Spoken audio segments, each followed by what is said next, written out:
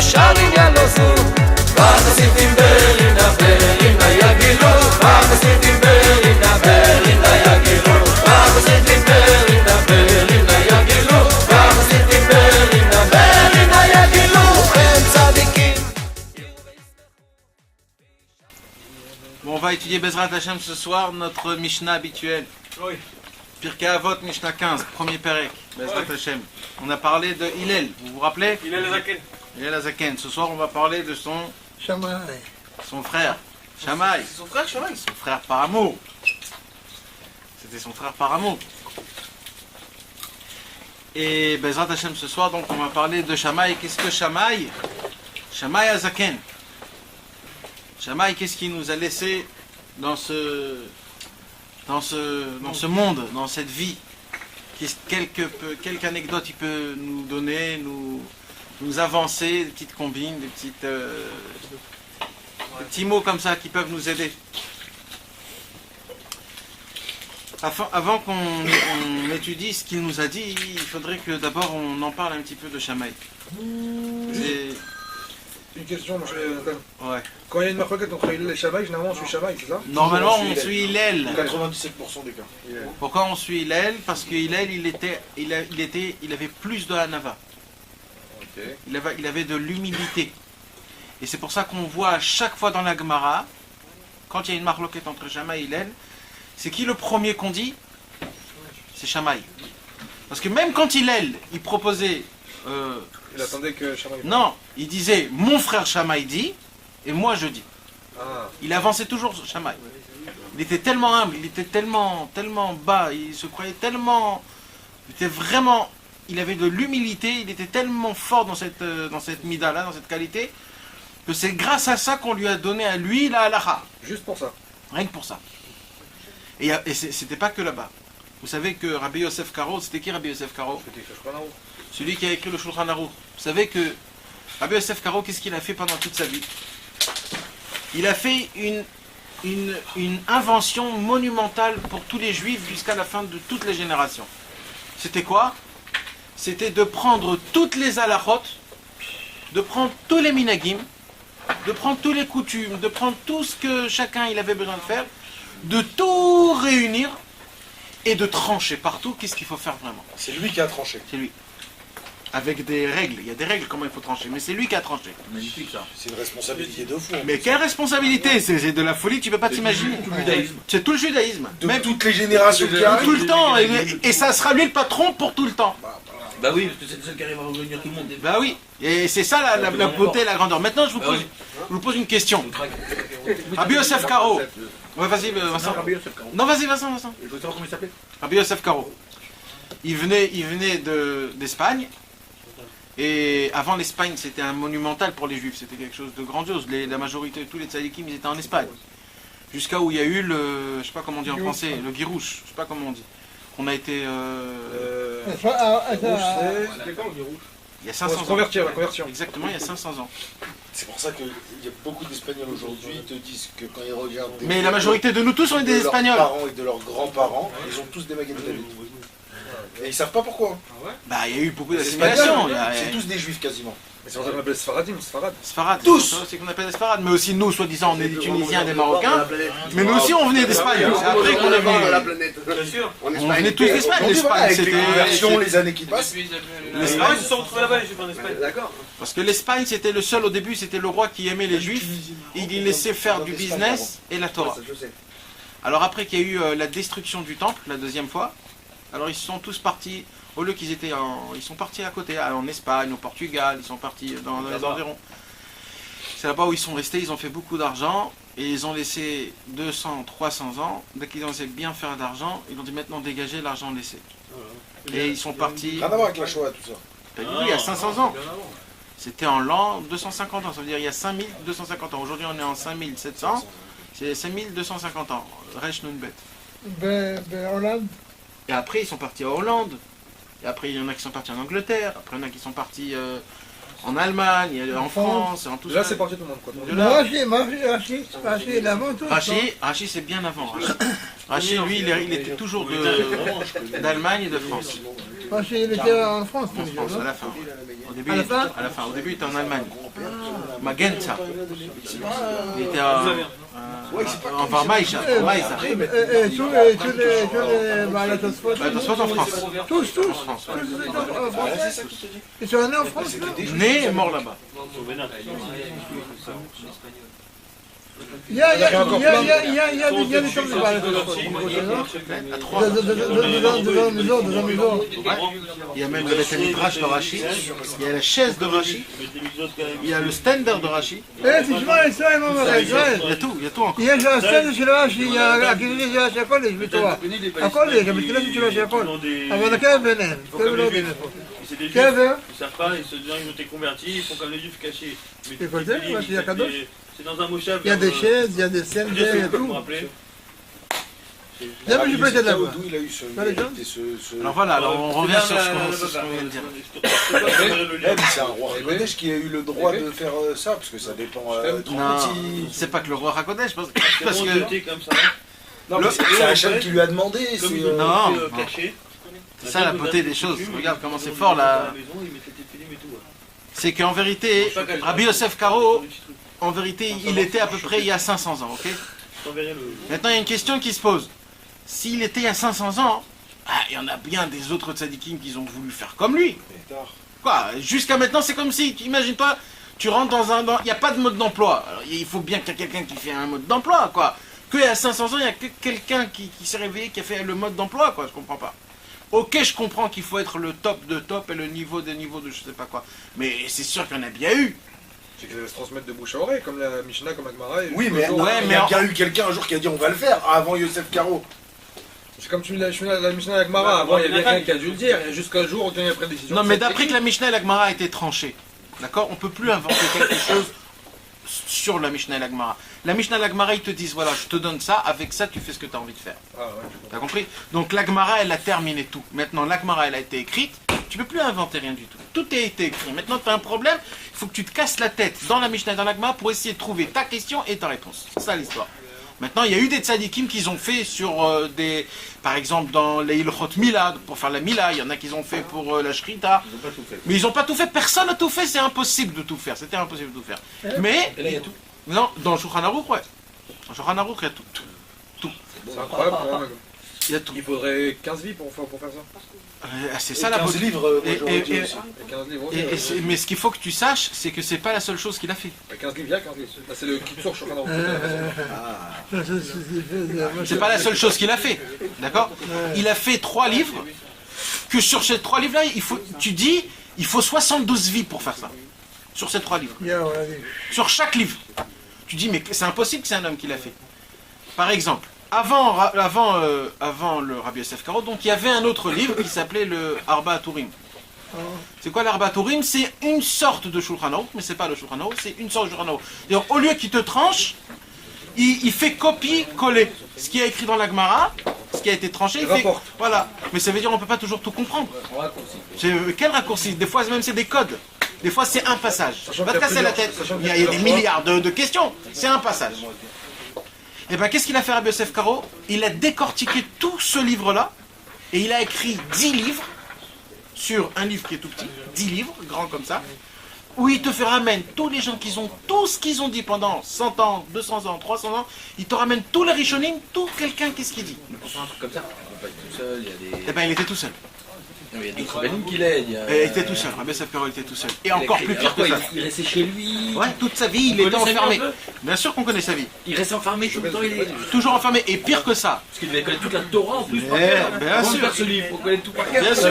Mais ça, Tout et le Faut mot lire, avoir, le connaître par cœur. non mais c'est de trancher. Et à part ça, mes amis, à part ça, ça va, Ça vient mon frère? et à part ça, Je dis en Israël, c'est pas bien en français. Je vais en hébreu, c'est pas bien en français. Je vais en information, en émission. à part ça, il y en avait un aussi, c'est le seul au monde. Le seul au monde que même Rabbi Yosef Karo se base sur lui. Un seul au monde, qui a fait exactement pareil. Mais le problème, c'est que lui, Chas v'Shalom, c'est pas un problème. Ça veut dire c'est une chita. C'est le Rambam. Le Rambam, il a écrit 14 livres. Ces 14 livres aussi, c'est comme un Shulchan Aruch. Mais pourquoi on ne va pas d'après le Rambam? Parce que le Rambam, il a dit, moi, j'ai une vision de regarder les choses, et c'est comme ça que je fais. Alors les autres, ils disent, c'est beau, mais moi, peut-être, je comprends autrement. Alors c'est pour ça que ce livre n'a pas été tranché pour tous les juifs. Mais alors, Rabbi Yosef Karo. Alors voilà, dans ce que Rabbi Yosef Karo, ce qu'il a fait, c'est ça la beauté de tout, c'est qu'il a montré à tout le monde comment il a tranché, il n'a pas juste tranché. Le Rambam, il a juste tranché. Maintenant, on va te casser la tête pourquoi il a dit comme lui et pas comme l'autre. Maintenant, Rabbi Yosef Karo, qu'est-ce qu'il avait? Il a écrit son livre. Et à part ce livre-là, il a écrit encore 14 livres, plus même.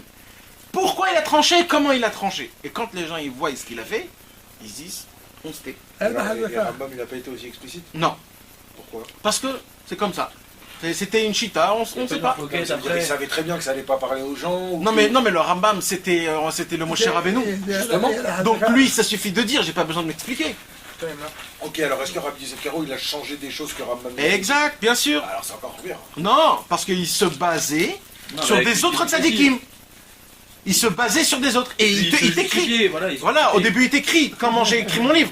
Par rapport à quelle base, par rapport à quelle grandeur, et des tzadikim comme ça. Il y a des livres que le Rambam il n'a pas eu, il n'avait pas. Ça c'est déjà différent. Et il y a plein de choses encore comme ça, plein de choses. C'est pour ça que le Shulchan Aruch, ça veut dire comment quoi? on peut poser toute la religion juive sur... Je ne vais pas mettre truc, mais sur une seule personne, sur un seul Rambam. C'est parce que lui il était inclus à tout. Il a tout pris, il a tout ramené, il n'a pas laissé un seul. Il n'y a jamais eu un doute. Jamais. Il n'y a pas quelqu'un qui a Jamais, mais là, jamais. Et des fois il te laisse, il te dit il y a des gens qui font comme ça, il y a des gens qui font comme ça. Là c'est bon. Mais quand il tranche, il tranche. Il n'y a personne qui peut venir et dire autrement.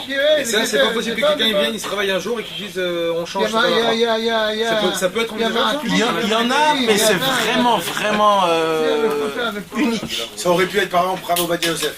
Par exemple. Non. Le Rav Ovadia Yosef, qu'est-ce qu'il a fait? Il a fait l'inverse. Le Rav Ovadia Yosef, il a pris tous ceux qui ont parlé contre Rabbi Yosef, pas contre, vous allez dire, Yosef Karo, et il les a décortiqués. Donc il a appuyé Rabbi Il a Yosef Karo. appuyé toute sa vie Rabbi Yosef Karo. Toute sa vie. Il a appuyé Rabbi Yosef Karo?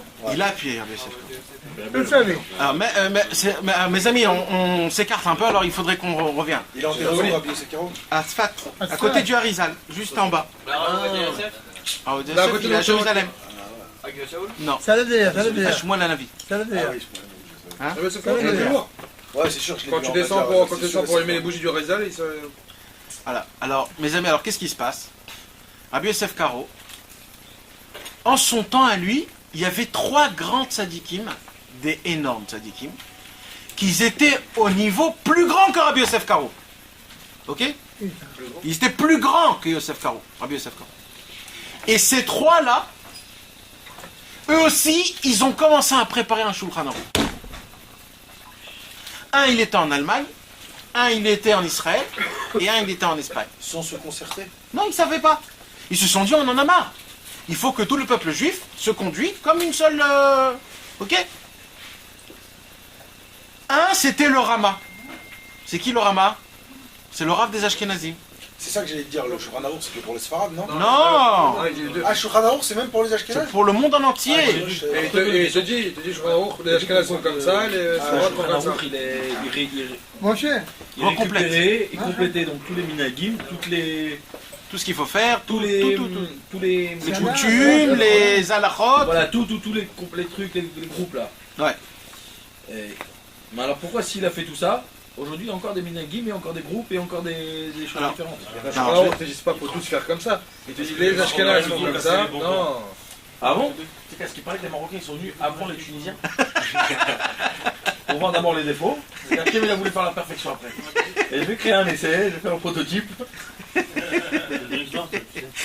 Alors, je vais te dire pourquoi. On va expliquer ça plus tard, d'accord?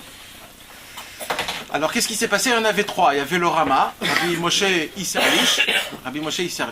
C'était le tzaddik en Allemagne, dans la terre de Ashkenaz, à Kraka. Ils étaient dans la ville de Kraka. Et il y avait Rabbi Yosef Karo en Espagne. Et il y avait un autre, je ne me rappelle plus, Marie Titzatk, comme ça il s'appelait. Lui, il était en Eretz Israël. Et c'était un géant, ce Marie Titzatk. Un géant et géant. Et eux 3, ils ont commencé à écrire un Shulchan Aruch. Chacun de son côté. Ouais, sans que chacun y sache. Ça a pris combien de temps, je t'en prie, pour qu'il écrive Rabbi Yosef Karo? C'est après combien de temps? Ouais. De quoi? Pour qu'il écrive le Shulchan Aruch. Combien de temps ça lui a pris? 22 ans. Et C'est rien. C'est rien. C'est rien du tout. Rien du tout. Il avait collecté tout par cœur en fait. Mais on va en parler de ça ce soir. Mais t'as pas rien impossible. Non, je vais vous expliquer de quoi on va T'es un parler. génie, hein. Alors, il était Non, peut-être malade. non. Parce qu'il y en a qui sont comme ça. Ouais, je sais, mais c'était pas ça. Non. Mais mes amis, ce soir, on va parler de ça, Bezrat Hashem, sur la notion du temps. Et je vous dis dès maintenant, hein, on va pas comprendre ce qu'on va dire ce soir. On va pas comprendre. Mais pour ça, je vous demande une petite... Sur quoi? Sur la notion du temps? Ouais, la notion du temps. Il fait de son temps ou... Le temps comme il est, c'est quoi le temps? Nous, on est dépendant du temps aujourd'hui. Non mais c'est de ça qu'on va parler. C'est quoi le temps? Tu peux me dire c'est quoi le temps? C'est quoi le temps? C'est parce que le soleil tourne, c'est ça le temps? C'est quoi le temps? Alors, C'est Dieu qui l'a fixé. mais non, Non, mais ça veut dire. c'est pas écrit dans le Chumash Bereshit le temps. C'est quoi le temps? Alors c'est l'homme qui l'a inventé le temps. Alors on va parler de ça, Bezrat Hashem. Mais je vous dis dès maintenant, vous n'allez pas comprendre ça A plus B, c'est pas ça. Je vais vous dire quelque chose, maintenant il faut que vous vous appuyez sur ce que je vais vous dire. Si on veut dire qu'on vit 900 ans au lieu de 90 ans. Et de là vous allez comprendre. Tu dis le temps il va 2 fois plus vite. Mais il faudrait qu'on se... On est Mouna. On est la Emouna, mais il faut qu'on entende, il faut pas qu'on parle. Parce que si on parle, c'est dommage. On est Mouna et Mouna. Hachem il a pas le même temps que nous. Un verre pour mon ami. La Hachem, il est au-dessus du temps, Hachem. Il n'y a pas de temps, le temps. Il élève Chanim, il est tranquille. Ouais, Bilan pour Il y avait plusieurs verres. ouais, mais c'est une notion, c'est une notion. C'est Franck, ton ami. Je sais ce que tu m'as appris.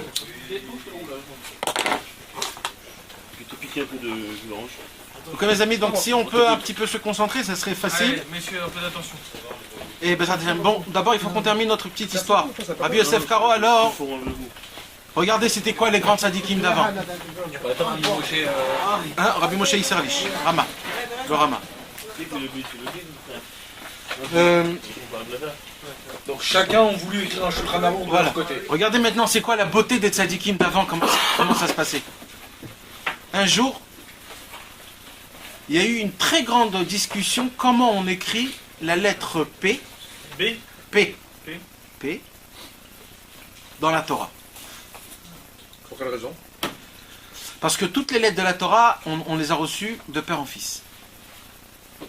Il n'y a rien eu, que de père en fils. C'est-à-dire, Moshe Rabbeinu nous a fait montrer comment il faut écrire les lettres de la Torah. Aleph c'est Aleph, Bet c'est Bet, Gimel c'est Gimel. Maintenant, il y avait Dans un... le Sefer Torah ou comme Dans le Sefer Torah. Non, il n'y avait pas avant. Tout était comme dans le Sefer Torah. On savait pas lire alors avant. C'est que le Sefer Torah. Que comme le Sefer Torah. Après, c'est devenu moderne. Mais c'est que comme le Sefer Torah. Et il y avait une très grande discussion comment on écrit le P. Parce que vous savez comment c'est le P. Le P, c'est comme ça. Ok? C'est comme comme un arrobase. Maintenant, ils ne savaient pas combien de fois il faut continuer. Peut-être qu'il faut faire un deuxième. C'est-à-dire faire vraiment un rond comme ça. Ou alors ça suffit juste une seule. Il y avait plusieurs discussions, comment on fait pas. Et il y avait une très grande discussion, comment il faut l'écrire. Il y a des gens qui l'écrivaient comme ça, des gens qui l'écrivaient comme ça, des gens qui l'écrivaient comme ça. Et pourquoi Davka sur cette lettre et sur toutes les autres lettres, il n'y a eu aucun doute et sur Non, il y a eu celle-là, aussi des autres doutes. Mais moi je vous dis la lettre P parce que c'est la seule lettre qui a fait un bruit exceptionnel. D'accord? Donc le Rama, il a entendu qu'il y a un très grand tzaddik qui s'appelle Rabbi Yosef Karo, qu'il est en Espagne, et c'est un grand Talmid Racham. Alors il lui a envoyé une lettre. Qu'est-ce que tu as entendu au sujet de la lettre P? Écris-moi tout ce que tu as entendu. Alors le Rabbi Yosef Karo, il ne s'est pas cassé la tête. Il lui a envoyé un Sefer Torah en entier. Pour qu'il sache sur toutes les lettres comment il faut les écrire. Mais d'ailleurs, justement, Il n'avait pas le Sefer Torah avant. Ouais, ça, il n'avait pas le Non, Sefer Torah non, il y avait des Sefer Torah, mais il y avait des coutumes. Comment les Sfaradim ils écrivaient. Ah, comment voilà c'est- comment chez moi on écrit le Sefer Torah. Voilà, c'était des coutumes. Alors il voulait savoir comment les gens ils écrivaient comment quoi. Comme un D'accord. Alors il a envoyé un Sefer Torah et ça a fait un bruit qui a été exceptionnel. Vas-y. Non, c'est-à-dire que lui, il était en Israël et il a demandé à quelqu'un d'Espagne. Non, lui il était en Allemagne, Ah, en Allemagne, ok. à Kraka. À Cracovia. Cracovia, ouais. C'est là-bas qu'il a enterré et ça serait vraiment important qu'un jour on y voyage là-bas. Ah bon? C'est en Allemagne. Ouais. À Cracovie. C'est en Pologne, En Pologne. Mais à l'époque c'était en Allemagne.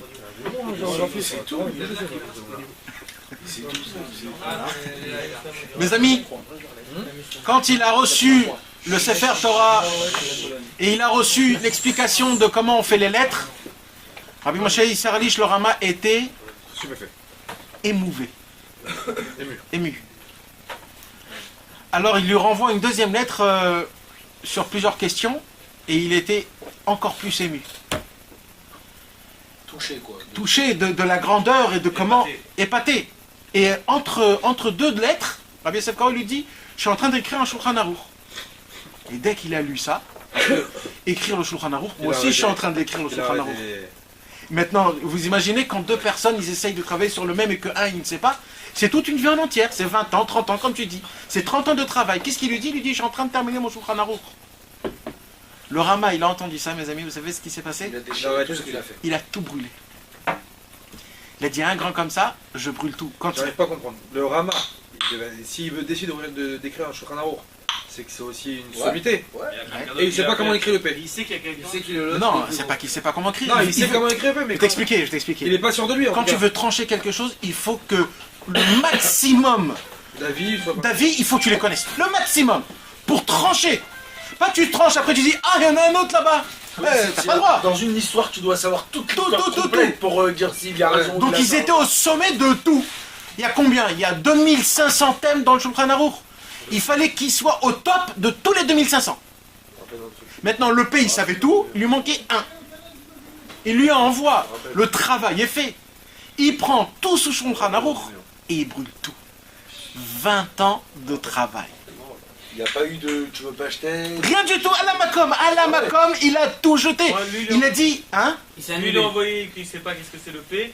Et l'autre, il leur a envoyé comme quoi tout est déjà fait sur le P. Non, il a envoyé une lettre, il a expliqué tout ce qui s'est passé, comment ça marche, le P, tout ça et tout ça. Et entre, c'est ce qu'il a écrit, il a dit, je suis en train d'écrire un Shulchan Aruch et je tranche tout ce qu'il faut. Il a demandé comment ça se passe le P. Il a répondu, il a envoyé un Sefer Torah. Il a vu le Sefer Torah. Il a vu sa grandeur. Par rapport aux lettres. Ouais, mais juste avec la Et il réponse. lui a dit, Bien je suis en train sûr, d'écrire un Shulchan Aruch en même temps. Mais ça c'est quelque chose que vous ne connaissez pas. Le Le shoot. Chez l'autre, tu vois que les questions et les réponses que les tzadikim sont envoyés. Il suffit, rien que de la façon comment tu écris les choses, et de la façon comment tu les interprètes, et de la façon que tu tranches, tu sais tout sur l'homme. C'est comme tu vas voir quelqu'un dans le même travail que toi, tu vas lui demander un conseil, la manière dont il va te répondre, tu sais qu'il est plus fort que toi. Je veux dire, c'est un crack. Exact. C'est ça. Exact. Et comment il te dit tous les trucs et tout ça. La manière dont il le dit, Tu- l'assurance. dès que tu dis quelque chose, il n'y a plus de questions à poser, j'ai compris. Donc lui, il a vu ça, il a compris. Un D'accord. crack.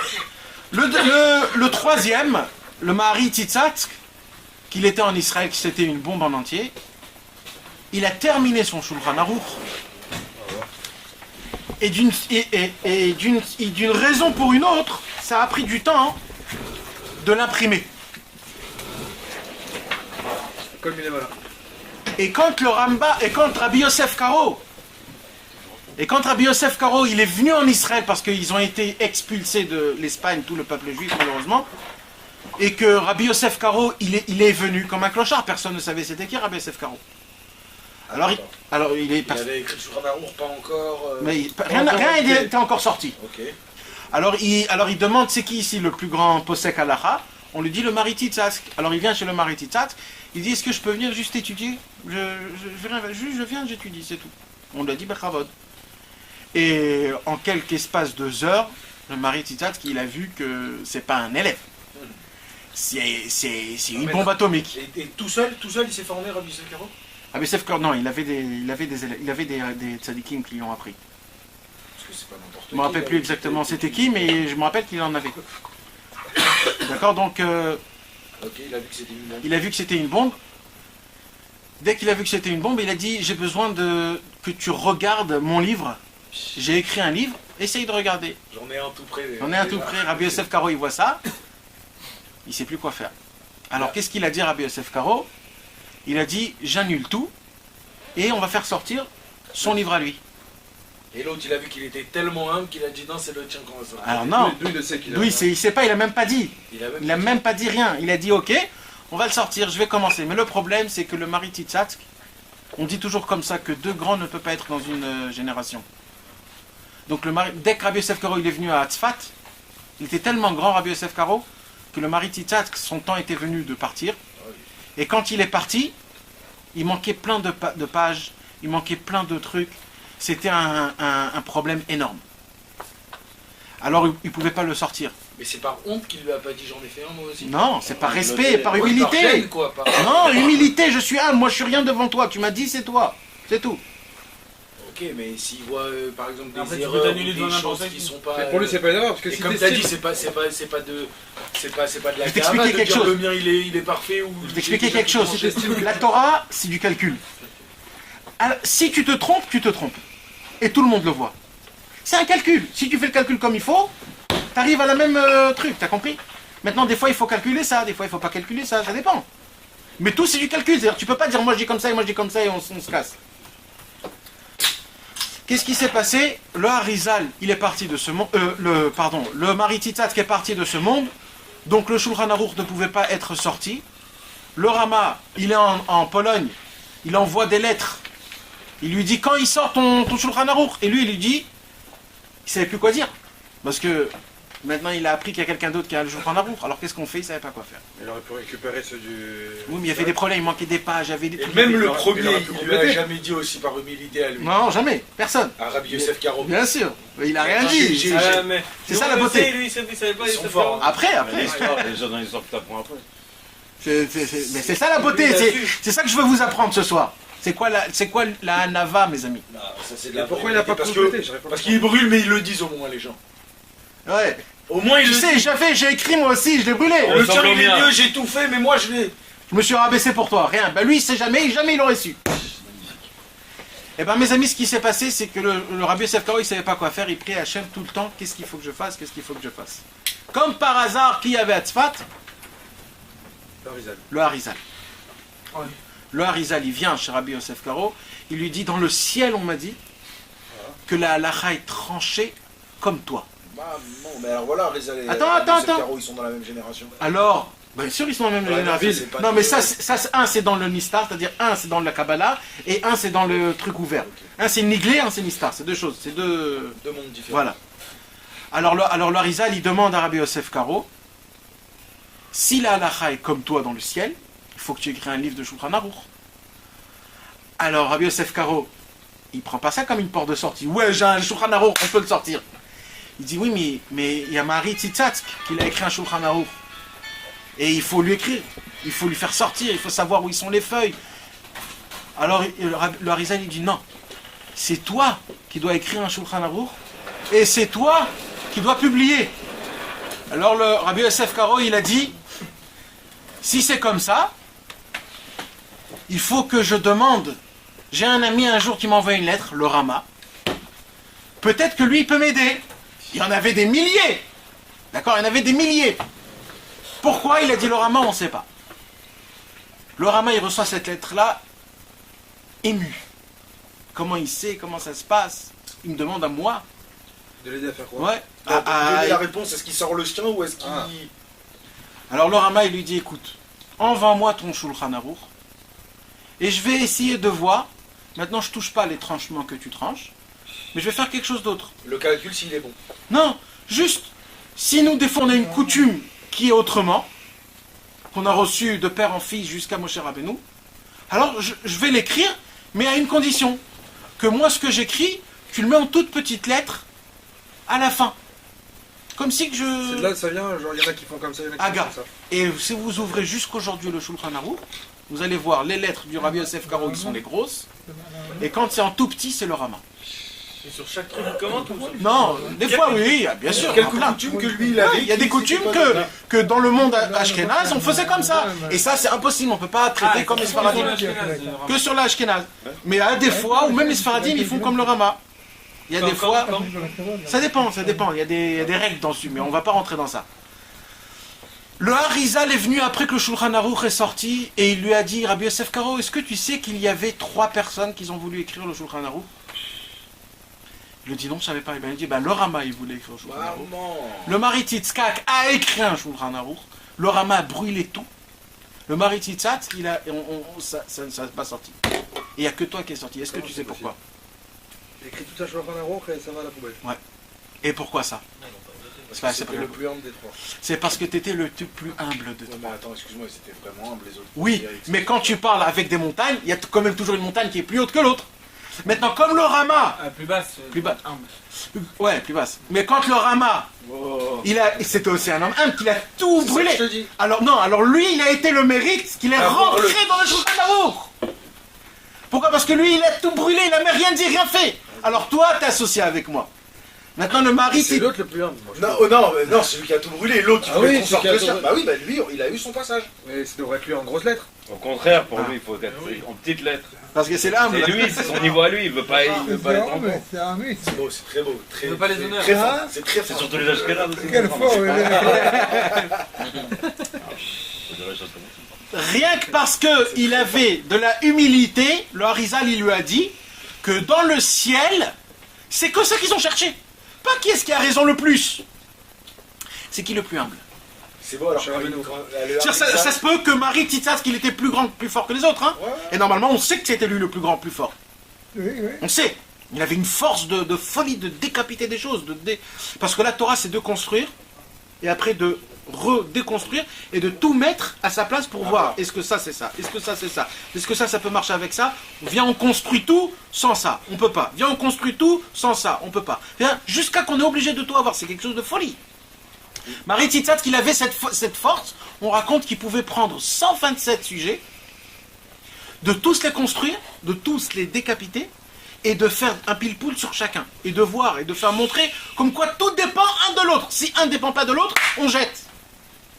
Mais mes amis, si vous l'écoutez, par exemple, si aujourd'hui il y a des gens qui sont comme ça, qui sont forts, parce que ça en vérité c'est une tête. Si quelqu'un il a une tête, il arrive à faire ça. Il y a aujourd'hui des rachés et chivotes qui arrivent à faire ces choses-là. Mais vous pouvez rester des heures et des heures à l'écouter et de ne rien comprendre. Même pas une seconde vous pouvez comprendre. Tellement c'est compliqué. Ben Marie Tzitzat, il était aussi fort comme ça. Rabbi Yosef Karo, il n'était pas aussi fort que Marie Tzitzat. Mais quand Rabbi Yosef Karo, il a dû dire au Harizal qu'il veut demander la vie à lui et qu'il savait déjà que. Ça devait être... Mais pourquoi la halacha était comme Rabbi Yosef Karo? C'est parce qu'il était humble, mes amis. Il avait de l'humilité. à la Kezaï. Et qu'est-ce qu'on dit sur Moshe Rabbeinu, mes amis? C'est Moshe Rabbeinu, il avait bien d'autres qualités. La Torah dit qu'il avait la seule qualité qu'on lui donne, c'est la Hanava. Parce que là, et sur quelle montagne on donne la Torah? La plus petite. Alors quoi, c'est une vraie qualité d'être. Pour la Torah. La Torah, c'est un monde. Ça veut dire quoi pour la Torah? C'est sûr, mais encore plus pour la Torah. C'est-à-dire, la Torah, elle cherche quelqu'un qui est humble, et elle dit celui-là, je veux être chez lui. Alors je vais rentrer chez lui Ça facilement. veut dire quoi d'être humble dans la Torah? Non, humble normalement. Dans la vie. Dans la vie, dans tout. D'accord. Maintenant, qu'est-ce qui se passe? C'est que quand la Torah, c'est pas juste la Torah, c'est des lettres ou c'est un livre. La Torah, c'est un monde, c'est une personne, c'est quelqu'un. Dans le ciel, on va te parler, la Torah, elle va venir, elle va te parler. Elle va te dire pourquoi tu m'as pas étudié. C'est la Torah qui va venir. Donc la Torah, elle cherche quelqu'un qui est humble, et elle dit attends, celui-là, j'ai envie de rentrer chez lui. Mais parce que justement, quelqu'un d'humble, il va pouvoir plus encaisser qu'un autre. Dans quel sens Accepter. Non, parce que quand Qu'un autre, il va dire non, je comprends pas, je veux. non, c'est pas ça. Ça, c'est certain. Ça, c'est la base de tout. Ça, s'il n'y a pas ça, il n'y a rien. Mais parce que l'humble, la hanava, l'humilité, la humilité. Qu'est-ce qu'il a dit quand le goy est venu chez Hillel? Il lui a dit, si je veux devenir juif sur un seul pied, il lui a dit, ce que tu veux pas qu'on te fasse, ne fais pas aux autres. En vérité, ça veut dire quoi? Ça veut dire pas, ne te compte pas que toi, sache qu'il y a le monde autour. C'est aussi une base de humilité. Il n'y a pas que moi dans le monde, il y a aussi les autres. D'accord? Au moment où tu comprends cette chose-là, que plus tu es rien, plus tu es tout. C'est Dieu. Il n'y a pas plus humble que Dieu dans le monde. Dieu a créé le monde et il n'est pas. On ne le voit pas.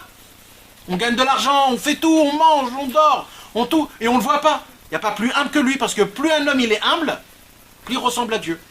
Et Dieu c'est tout. Plus tu es rien, plus tu es tout. C'est comme ça que ça marche. C'est pour cela que la Torah, on a besoin de l'humilité. Pourquoi je vous raconte tout ça, mes amis?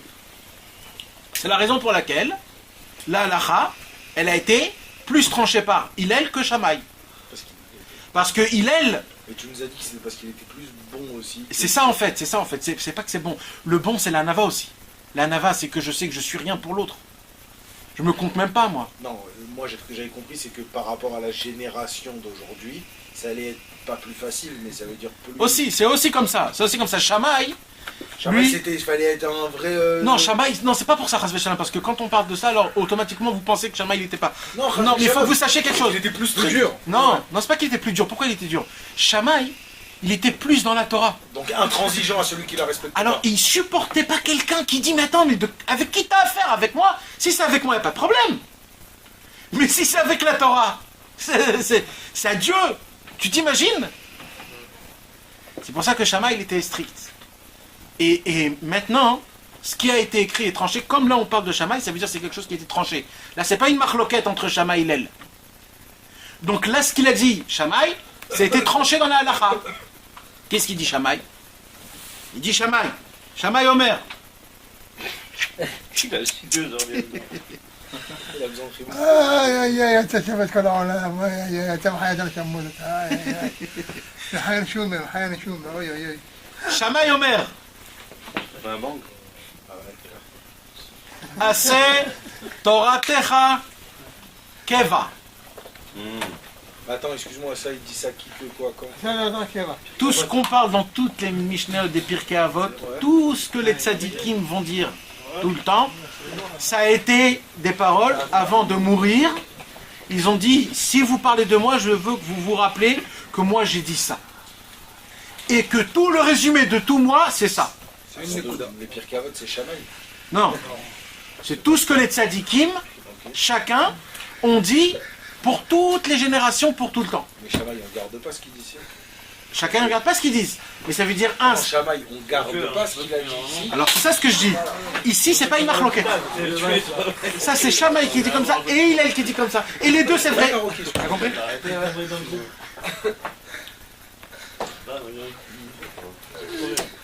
אתה אני ימות טוב ולאפשר צחוק כזה צוחקים אותי זה יותר טוב זה יותר טוב נכנסו לו אם אני מפתול Shammai, il dit comme ça. Fais de ta Torah le fixe. קבע Dis, soit fais partie des personnes qui disent peu, mais qui font beaucoup. De quoi, de quoi? Fais partie des personnes qui ne parlent peu, mais qui font beaucoup. Et essaye de recevoir chaque personne, mais sévère panim yafot, avec une bonne figure, un sourire. Jamais que tu dis ça. Ouais, ben tu vois. Là, tu me regardes. C'est-à-dire de recevoir. Alors, il y a plein d'explications de Pas ça. être antipathique. Non, il y a aussi une explication de la chassidoute, le Magi de Mezrich, l'élève du Baal Shem Tov, qui dit, ça veut dire quoi de tout recevoir, chacun avec sévère panim yafot, avec un beau sourire, c'est-à-dire tout ce qui vient du ciel, essaye de le recevoir, accepte-le comme il faut. Alors, on parle pas d'humain là. Comme ça il De explique. situation. Il explique le Magi de Mezrich que pourquoi il écrit Adam, Tout accepté. ça veut dire que tout homme doit accepter tout ce qui vient du ciel, mais sévère panim yafot. C'est un Breslev. C'est ça en fait. Mais d'abord on va essayer de parler de Aseh Toratecha Keva. Alors, du Vadaï. C'est quoi cette orateur? Ça veut dire Si tu regardes l'explication du Magui de Mazret, ça veut dire Aval, l'humain, Vadaï. Vadaïma. C'est-à-dire, Tu dois l'accepter. Ah bien sûr, ouais, bien sûr. C'est automatique. Fais-toi Dans le- Torah fixe, ça veut dire qu'il faut avoir un temps d'étude fixe. Alors on va parler de ça. Fais de ta Torah fixe, mes amis. Mes amis, il y Ah, a... ouais, je le temps, je ne pas le temps. Non, lui, Ouais, on va parler de ça maintenant là. Ah, je crois qu'il était pas. Non, maintenant tout de suite. Qui? Toi?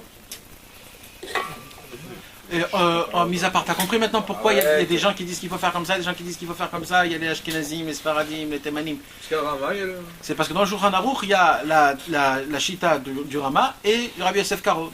Il a mis ce que eux ils avaient la coutume de faire. Ouais, mais et- même deux, il y a eu des millions après. Après, ouais, mais ça veut dire que ça reste toujours dans le train de vie. Ça veut dire, tu vas pas voir quelqu'un qui va lire une Megillat Esther dans un autre mois. Parce que la base, on les a tous, toutes c'est les mêmes.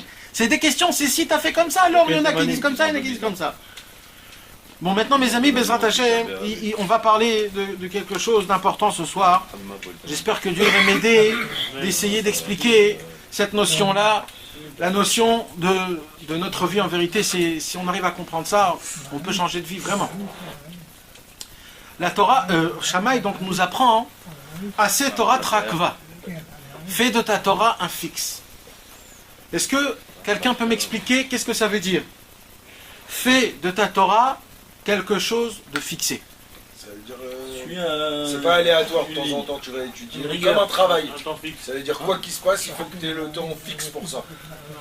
Une obligation quoi d'étudier. Un rendez-vous. C'est ta ligne de conduite, c'est-à-dire que Rendez-vous. c'est ta ligne de conduite, c'est ça que tu dois suivre. Il n'y a que ça que tu dois suivre. Qu'est-ce qui veut dire le mot fixe? Fixe, ça veut dire que pas. c'est pas. Bouge pas. Non, ça veut dire c'est comme le travail, tu vas pas un jour sur deux. Alors d'étudier, c'est tu te dis tous les lundis, c'est tous les lundis. Fixe, c'est-à-dire que ça bouge pas. Assez Torah Trakeva, ça vient aussi du mot Ikar. Ikar. Ça veut dire essentiel. Fais de ta Torah quelque chose de priorité, d'essentiel. Pour Keva, de Il y a vivre un ta vie passouk. par rapport à ça. Dans le Targum, il explique que Keva c'est Ikar et Ikar c'est Teva, les deux ensemble. Comment on fait pour le faire? Alors attends, ça c'est déjà bien, parce que tu n'as pas besoin que je t'explique pourquoi ça doit être comme ça. Tu me dis déjà comment il faut Ça, faire. tu nous as dit, il faut jamais dire pourquoi, il faut dire comment. Oh là là. Mais si on... Ouais, mais il y a des gens qui posent la question quand même. Il est en forme Dan aujourd'hui, hein, Nathan. Non mais si vous ne posez pas cette question, moi ça m'arrange. Ça m'arrange. Ça t'arrange, tu veux pas nous dire toi comment. Mais non, mais parce que c'est en plus, parce que même moi je me pose pas la question pourquoi. Mais il y a des gens qui se posent pourquoi. Pourquoi ça doit être comme ça. Mais d'abord il faut expliquer qu'est-ce que ça veut dire. On est tous, et là j'inclus tout le monde, parce qu'on est tous comme ça. Et mes amis, c'est dommage parce qu'il faut prier Hachem, mais on est tous comme ça, qu'on n'a jamais fixé notre vie par rapport à la Torah. Excusez-moi que je vous dise ça, mais c'est comme ça.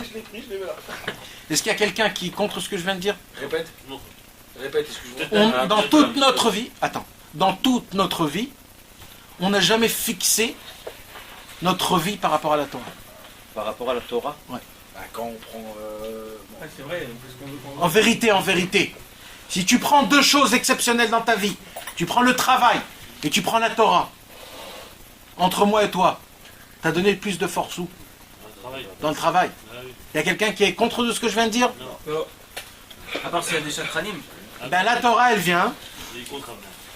la Torah elle vient et elle nous dit mes amis, l'essentiel c'est la Torah, ok? Quand je vous dis l'essentiel c'est la Torah, c'est quoi les réactions que vous avez? Disez-moi tout ce que vous avez envie. Ben mec, Quoi les réactions? Non, moi, quand je vous dis que l'essentiel c'est la Torah, ok? T'as comparé ça avec le travail, mais le travail aujourd'hui dans le monde passer à côté de d'aujourd'hui, c'est l'essentiel. entre guillemets vital. Alors ça veut dire que ce qui est marqué... Alors c'est ce que je te Pas que demande. le Shalom, c'est pas vital. Non, Dan, alors c'est ce que je demande. Passer aujourd'hui. C'est ce que je demande. Je demande vos réactions. voilà. Alors toi tu me dis que quoi? Qu'aujourd'hui sans le travail on vit pas. Ok? Il y a quelqu'un d'autre qui veut me dire quelque chose d'autre? de dire ça, parce que c'est sûr que c'est qu'avec Non mais j'ai compris, il y a des gens qui c'est comme ça, ok, vas-y, il y a quelqu'un T'as d'autre? raison. Ouais, mais en fait, ça veut dire que. Ça veut dire qu'on s'est loupé de l'essentiel. de complet. Ouais, mais c'est quoi la réaction que tu as? C'est possible ou c'est pas possible de le faire? C'est Je viens et je te dis, voilà, parce que ce que je te dis là, ça change toute ta vie. C'est quoi la possible. Non, c'est pas possible. C'est pas possible. Tu l'as dit, toi. Vas-y. Parce qu'il faut pas être un tzaddik. C'est très dur d'être un tzaddik aujourd'hui. Ouais. Il y a que les tzaddiks qui peuvent. Alors d'après toi, on est tzaddik. Non, justement. Alors comment les tzaddikim ils sont devenus? C'est pourquoi je te dis c'est possible, moi. Il faut prendre par exemple une journée de 24 heures, on en dort 12 par exemple, c'est-à-dire il faut que la majeure partie de ton temps, ce soit d'étudier de la Torah. Exact. Mais c'est possible. Tu étudies de la Torah, Comment c'est c'est quand possible tu as Bah, c'est étudié possible si t'as la volonté. c'est-à-dire que C'est tu possible. travailles. Tout est possible. Comme tu travailles de 10h Pourquoi à 16h et que tu étudies de 16h à 23h. Non, alors justement, Non. C'est compté. activité Non, non, de non, la non. journée. Avec les enfants, la télé, Non, non, non, non. travailler. Peut-être c'est compté au niveau salaire dans le ciel. Mais moi je te parle pas de salaire. C'est quelle Torah que tu veux? Je comprends pas. Moi je te parle que la Torah. Alors c'est une bonne réflexion ce que tu viens de me dire. Mais est-ce que c'est étudier ou est-ce que c'est comme étudier le Likud et Moharan et Alors, vivre par rapport à la... Alors j'ai oublié. Alors d'après votre. C'est pour ça que je vous ai demandé vos. Parce qu'il faut que je vous explique d'abord c'est quoi la Torah. Non, c'est que c'est l'étudier, par exemple, on va prendre une Mishnah, on va l'étudier, ou autre chose... C'est pour ça. par rapport à ça. C'est quoi la Torah? C'est ça la question. T'as dit quoi? Bah mes amis, il faut que vous sachiez. C'est surtout la question, c'est la vie, parce que quand tu la vis, tu sais Mes amis, c'est très bien d'étudier la Torah. C'est très très bien. Mais moi je vous parle pas de ce genre d'études de Torah. D'accord? Alors là, moi, je peux te dire que oui, quelqu'un qui vit avec Dieu tout le temps et qui met Dieu partout, et ben Il vit Dieu, mais il vit pas la Torah. C'est vrai que les deux c'est Alors, la ensemble. Torah, c'est- alors, Dan, mais ça va aussi avec quoi la l'étudier Torah, parce qu'il faut Dan, connaître. Dan, imagine-toi un homme et une femme, ils sont amoureux un de l'autre. Et un est déconnecté de l'autre. Un il est en Amérique, un il est en France. Ok? Maintenant, la femme envoie des lettres d'amour à son amoureux, mais l'amoureux n'ouvre pas ses lettres d'amour parce qu'il se dit, je sais qu'elle m'aime. Mais je sais que tu m'aimes, mais je sais que tu m'aimes. Mais moi, je veux que tu comprennes jusqu'à où. Je veux que tu sens ce que je fais. Comment je fais. Jusqu'à où ça va. Dans les détails. Je veux pas juste savoir. Ça veut dire, c'est très fort et très bien de vivre Dieu tout le temps. Et c'est ça que je demande. Mais il faut que tu saches si vraiment tu aimes Dieu, vraiment. Il a de quoi te parler. Alors il faut étudier. Voilà, c'est de ça que je parle. Connaître aussi toute la Torah. Alors non, il y a toujours un temps à chaque chose. Non, mais apprendre. On fait la con dans le truc là. Hein? Ah bah si même tous les mardis ça compte. Bien sûr que ça compte. Ah bon. Mais ce qui se passe ce soir, c'est... לכל העולמות, עכשיו הקדוש ברוך הוא עושה חפלה בשמיים. אצלו הקדוש ברוך הוא avec tous les familles là-dedans, il dit, tous les jours comme ça, il est assis, les côtés, maintenant je veux vivre avec Dieu, pour vivre avec Dieu, il faut forcément étudier pour pouvoir... Ou alors on en parlait tout le temps. Et moi je suis relève le Torah. C'est ce que les amis... Mais encore une fois, pour en parler tout le temps, il faut connaître. Exact. Quand t'as des bons amis, tu peux vivre Dieu tout le temps. Tu es de voir que tu fais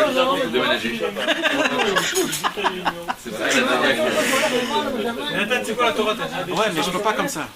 Attendez, on ne peut pas la Torah. Les amis, Monsieur, s'il vous plaît. il y a un sol là. La Torah, mes amis, elle se divise en plusieurs divisions. Baruch Hashem, notre Torah, elle est tellement grande, tellement immense, tellement belle Elle est infinie, non? elle est infinie que grâce à ça, elle se divise. C'est-à-dire vraiment, chacun, ce qu'il a envie, il peut piocher et prendre de la Torah. Maintenant, à part toutes ces divisions que la Torah est là, les histoires, le calcul, les halachot, les midrashim, le pilpoul, la Kabbalah, la Chassidut, c'est Baruch Hashem, c'est quoi le pinarou? Le pilpoul, c'est ce que je t'expliquais quand on décompose tous les trucs et qu'on fait, qu'on explique pourquoi ça et ça et ça. Tout ça, c'est le pilpoul. Le pilpoul, c'est pour parler. Comment tu dis? Les calculs. C'est les calculs mentaux, quoi. C'est surtout dans la Gemara qu'il y a les pilpoulim. D'accord? Mais alors, la Torah, au-dessus de tout ça, il y a quelque chose d'autre. Vous savez, comme un homme, il y a le corps et l'âme.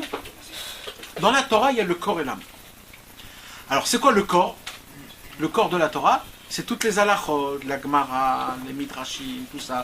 Tout ça, c'est quoi? C'est le mathématique de la Torah.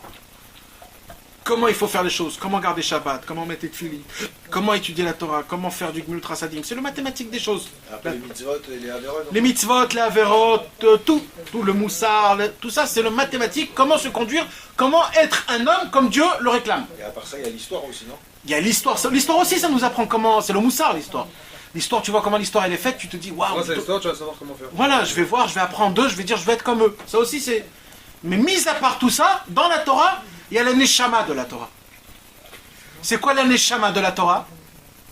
C'est quoi l'âme d'un homme? C'est la vie. Quand un homme est mort, sa neshama est sortie. Donc toute la vie d'un homme, c'est quoi? C'est sa neshama, ok? Donc c'est quoi la vie de la Torah? C'est quoi qui te fait vivre dans la Torah? C'est quoi qui te donne la force dans la Torah? C'est la neshama de la Torah. Ce qui contient toute la Torah elle-même. C'est quoi ce qui contient toute la Torah elle-même? C'est quand tu vois Dieu dans la Torah. Parce que la Torah est mathématique, on a tendance à oublier Dieu, à ne pas parler de Dieu. Sache. C'est bien logique, à la fin on dit que c'est logique. Exact, c'est la logique. C'est une fonction. Faut tout me réexpliquer alors. Tu vois bien Dieu partout. Comment? Tu vois bien Dieu partout. Tu peux aller dans la Torah pour voir Dieu, même si tu vois. Mais si tu le vois, c'est là que tu trouves la neshama. Non, mais tu vois Dieu partout. Mais tu peux pas voir Dieu partout sans la Torah. Non, mais il faut Ce qu'il a craint de dire, c'est pas tu dis une page de Torah. Non, tu peux te tromper parce que la Torah t'amène justement. Moi je dis qu'il n'y a pas de rapport entre les deux. La Torah t'apprend, te fait montrer comment voir dans un verre Dieu. Quand tu dis une page de Gemara. Comment toi tu peux voir Dieu dans ça? Tu peux voir Dieu dans ça? Dans un film, je le vois. Oui, c'est une remontation d'origine. Voilà, exactement. D'accord, l'origine, c'est tout, ça s'arrête là. Pourquoi tu vois Dieu? Non, c'est pas ça. Moi je t'ai déjà dit, il y a des tzadikim qui peuvent te dire des torotes sur ça pendant des heures. Sur quoi? Sur ça? Comment Dieu est dedans? Des heures, ils peuvent te parler de ça. Des heures. D'écrire des livres. Rabbi Nathan, il a vu une montre. Rabbi Nathan, il a vu une montre. La première fois de sa vie, il a vu une montre. Il est parti, il a écrit 24 pages de l'Ikuta à la Chod dessus. Tu peux m'écrire 24 pages de l'Ikuta à la Chod quand tu vois une montre? D'accord. Rabbi Nathan, la première fois de sa vie qu'il a vu un bateau, il a écrit 12 pages. Pourquoi? Sur le bateau. Mais je t'en supplie, par exemple, qu'est-ce qui peut marquer dedans? Mais par exemple, ils sont écrits où ça? 12 pages. Non mais quelle importance ça surtout? Mais si tu Parce sais, qu'il voit Dieu si dedans. tu étudies ce qu'il a écrit, tu pètes les plombs. Parce qu'il voit Dieu dedans, mais jusqu'où il va? Eh ben, on a fait un soir avec Moshe, on a étudié une nuit, 3h30 de cours, ça a été filmé, tu peux aller le voir. Qu'on parle que de ça. On a étudié cette halakha. Et tu sais quoi? Sur 3h30 de cours, on a fait 2 pages. Sur les 24. 2 pages. Sur la montre? Sur la montre. Mais par exemple, Nathan. Juste par exemple. Par exemple. Parce que j'arrive pas à... Par exemple. D'accord. Mais c'est dommage parce que là on... Juste mais c'est pas grave, il faut qu'on a le temps. De toute façon, on travaille pas demain. Par exemple, avant les montres, comment ça marchait? C'était les kfitsim. Tu sais, les ressorts. C'était pas ressort. C'est-à-dire tous les jours, il fallait que tu la remontes. C'était un ressort qui fait comme ça, tang, tang, tang, tang. Et quand ça bougeait, comme ça marchait. À la fin du compte, ça s'arrête le ressort. Et toi, tu le refais partir. Et toi, tu le refais tous les jours, tu refaisais. C'était comme ça le monde. Maintenant, il dit, Rabbi Nathan, qu'en fait, ça marche en quoi? Par le koach hamosher ve koach hadoche. C'est-à-dire le force de l'attraction et la force de rétraction. Rétraction? Répulsion. Répulsion. La répulsion et la réattraction. Tu sais ce que c'est ces deux choses-là? Un petit peu, ouais. D'accord, dans le terme. Comme un aimant. Ouais, non, dans cette ère, dans ce monde, il y a la force de la pesanteur. Comme quand tu trucs, l'objet il tombe, c'est parce que c'est... Exact, c'est une pesanteur. C'est quoi cette pesanteur? C'est parce qu'il y a 2 forces. Il y a une force d'attraction et une force de répulsion. Et la force d'attraction est plus forte que la... Voilà, quand je prends un objet, Tu le fais tomber. je le fais tomber. Pourquoi? Parce qu'il y a une force de répulsion. Maintenant, quand je le prends avec mes forces D'attraction. et je le bouge, et là j'ai enlevé la force de la attraction. T'as augmenté la Répulsion par rapport à la... D'accord. Rabbi Nachman il dit comme ça. Encore une fois, on revient sur l'humilité. Il dit Rabbi Nachman que la force de la répulsion, c'est les ta'avot et les désirs. Et la force de l'attraction, hein, quand tu tombes. Ah, c'est l'attraction. Non, quand je monte. Ça veut dire quand on m'écarte de la terre. Ah, ouais. Quand on m'écarte de là, c'est la répulsion. La répulsion, c'est quoi? C'est toutes les ta'avot. Et la terre, comme c'est la terre qui attire tout, il dit Rabbi Nachman, c'est quoi la chose qui ressemble le plus à la terre? La Torah. Le tzaddik. Pourquoi? Parce que la terre, tu la piétines toute la journée et elle te donne à manger. La terre, elle fait pousser des fruits, et c'est une anava qui est tellement grande, la terre, elle est tellement anave, qu'elle se dit, platinez sur moi, vas-y, écrasez-moi mes amis, écrasez-moi, je vais vous donner tout ce que vous avez envie. Moi, ça reste abstrait quand même. Ouais, mais c'est comme ça, ça veut dire, c'est ça l'histoire. Eh ben, c'est qui ça? C'est le tzaddik. Alors il dit Rabbi Nachman que les ta'avot, il y a des ta'avot spéciales qui te jettent en haut. Ils t'éloignent du tzaddik. Et il y a le tzaddik, sa force à lui, que lui t'attire. C'est une force d'attraction et de répulsion. Il t'attire, il te réattire. Ça marche comme ça. Et Rabbi Nathan, avec ça, c'est en deux trucs. Ok, mais il n'est pas rentré dans comme Ramban il faisait là, pas dans la psychologie, mais dans la mécanique. Un peu. Il rentre dans la mécanique, il t'explique exactement comment ça marche, et tout ça, et tout ça, et tout ça. C'est énorme, je ne vais pas vous rentrer dans tout dedans. Avec la montre. Rien que parce qu'une fois il a vu la montre, et Rabbi Nathan, lui, il adorait tout comprendre, donc il n'a pas bougé jusqu'à qu'il a compris tout comment ça marchait. Et dès qu'il a compris tout comment marchait, il a écrit 24 pages. Et lui, il voit Dieu dedans. Et bien dans tout ça, il voit Dieu. Et tu vois, quand tu vois dans le texte, il te dit qu'après, il te fait montrer comme quoi. Voilà. Et pareil quand il a vu le bateau, pareil quand il a vu encore plein de choses. C'est comme ainsi de suite, c'est pourquoi. Donc vous comprenez que sa vision à lui et ta vision à toi, c'est pas pareil. Donc tu peux dire. Ramène-toi Dieu. Hein, ouais, maintenant. Avec du concret, pas comme nous, genre c'est Dieu qui fait tout. Ouais, il va te l'expliquer lui en plus où il te le trouve Dieu. Toi c'est de la Emouna, pour lui c'est du maintenant, c'est comme ça, c'est comme ça. La Emouna il l'a rencontré lui. C'est ça la beauté, c'est pour ça, vous pouvez dire jusqu'à demain c'est Dieu, c'est Dieu. Mais quand ça va vous bouger un petit peu, ça va vous bouger aussi de la Emouna. Donc moi ce que je veux vous expliquer, c'est que nous ce qu'on doit faire, c'est pas juste d'étudier l'extérieur de la Torah, le mathématique, la logique. C'est très bien, on a besoin de ça, on peut pas sans, ça c'est sûr. Mais ce que nous on a besoin, surtout nous, des gens qu'on est complètement attachés à ce monde, On a besoin de la neshama de la Torah. Ce qui fait vivre. Et c'est quoi la neshama de la Torah? C'est comment voir Dieu partout. Et ça, on peut l'arriver que par celui qui a vu Dieu partout. Le tzaddik. Donc, quand je vous dis à cette orateur à Keva, faites de la Torah quelque chose de fixe, vous ne pouvez pas me dire, ouais, j'étudie tous les jours 2 halachot. J'étudie mon daf yomi. C'est très bien ce que tu fais, continue, mais c'est pas ça qui va t'aider, mon ami. Tu vas rester exactement le même jusqu'à demain, jusqu'à dans 70 ans. Tu vas rester le même. Le mec, il a étudié la Torah toute sa vie. Toute sa vie, il avait son heure de daf yomi. Ça se peut même qu'il a terminé 2 fois le chasse. Moi, j'ai un ami, c'est pas un ami, c'est quelqu'un de proche. Il a terminé 3 fois le chasse et 7 fois le Rambam. Et en faisant 1h30 d'études tous les jours, c'est tout. Juste, il faisait le daf yomi tout le temps. Ça fait 14 ans, le mec, qu'il étudie.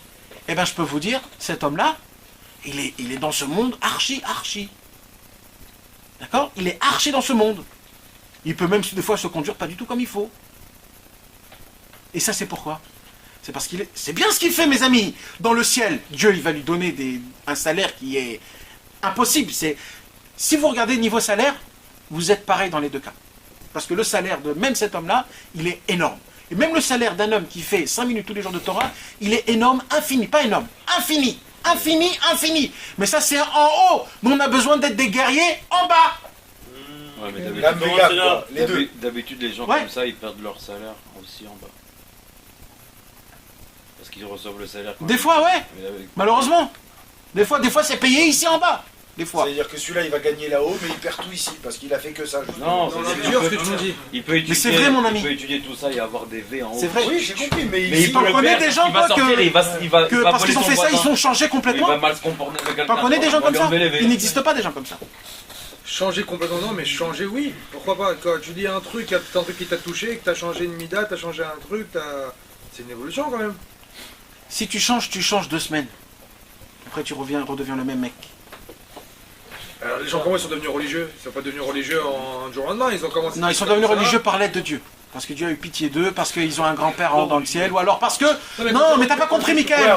Moi, je te parle pas d'un religieux. Non, je te parle pas, tu vois, je te parle d'un quelqu'un qui est Kollelman, par exemple, qui étudie toute la journée le truc. Ouais. Il passe pas du jour au lendemain à étudier toute sa vie, à y travailler. Oui, mais moi, ce que je te propose, c'est pas d'étudier toute la journée. Moi, je te dis, si je te donne une demi-heure d'études, mais cette demi-heure-là, c'est que du concentré. Et toute ta journée, tu vas la diluer, t'es encore mieux que tout le monde. C'est ça ce que je te dis. Ce qu'il y a écrit là, hein, à cette Torah Trakeva, ça veut dire, il y a une possibilité d'étudier la Torah.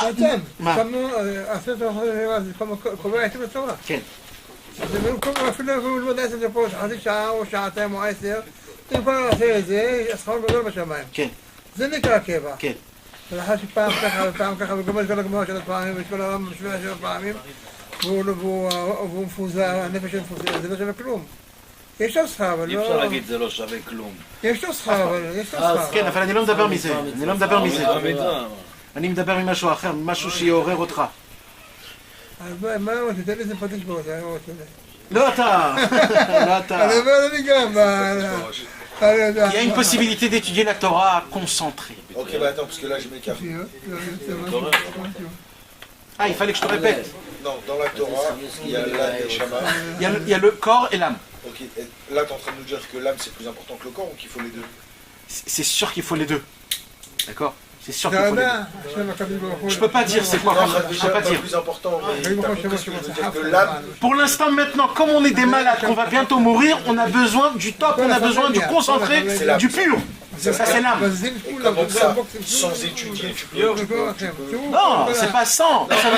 C'est en étudiant, mais d'une vision autrement. C'est quoi comme... Alors, c'est de ça qu'on parle, c'est de ça que je veux expliquer. D'abord, c'est la vision. Mes amis, c'est très important qu'il faut qu'on comprenne parce que c'est dommage parce que... Moi, j'ai pas compris. Il faut étudier quoi qu'il arrive à voir. Non. Non, mais d'abord, je vous explique c'est quoi la Torah. Je vous dis pas encore qu'est-ce qu'il faut faire avec. Où tu veux en venir avec ça? Je veux en venir que dans la vie d'un homme, dans sa tête, le plus important que son travail, et ça vous êtes obligés tous, mes amis, obligés. c'est que la Torah va avant tout. Ça veut dire d'étudier ou ça veut dire de la vie? Pour l'instant, on ne va pas rentrer dans ça. Il faut le savoir déjà. Il faut le savoir déjà.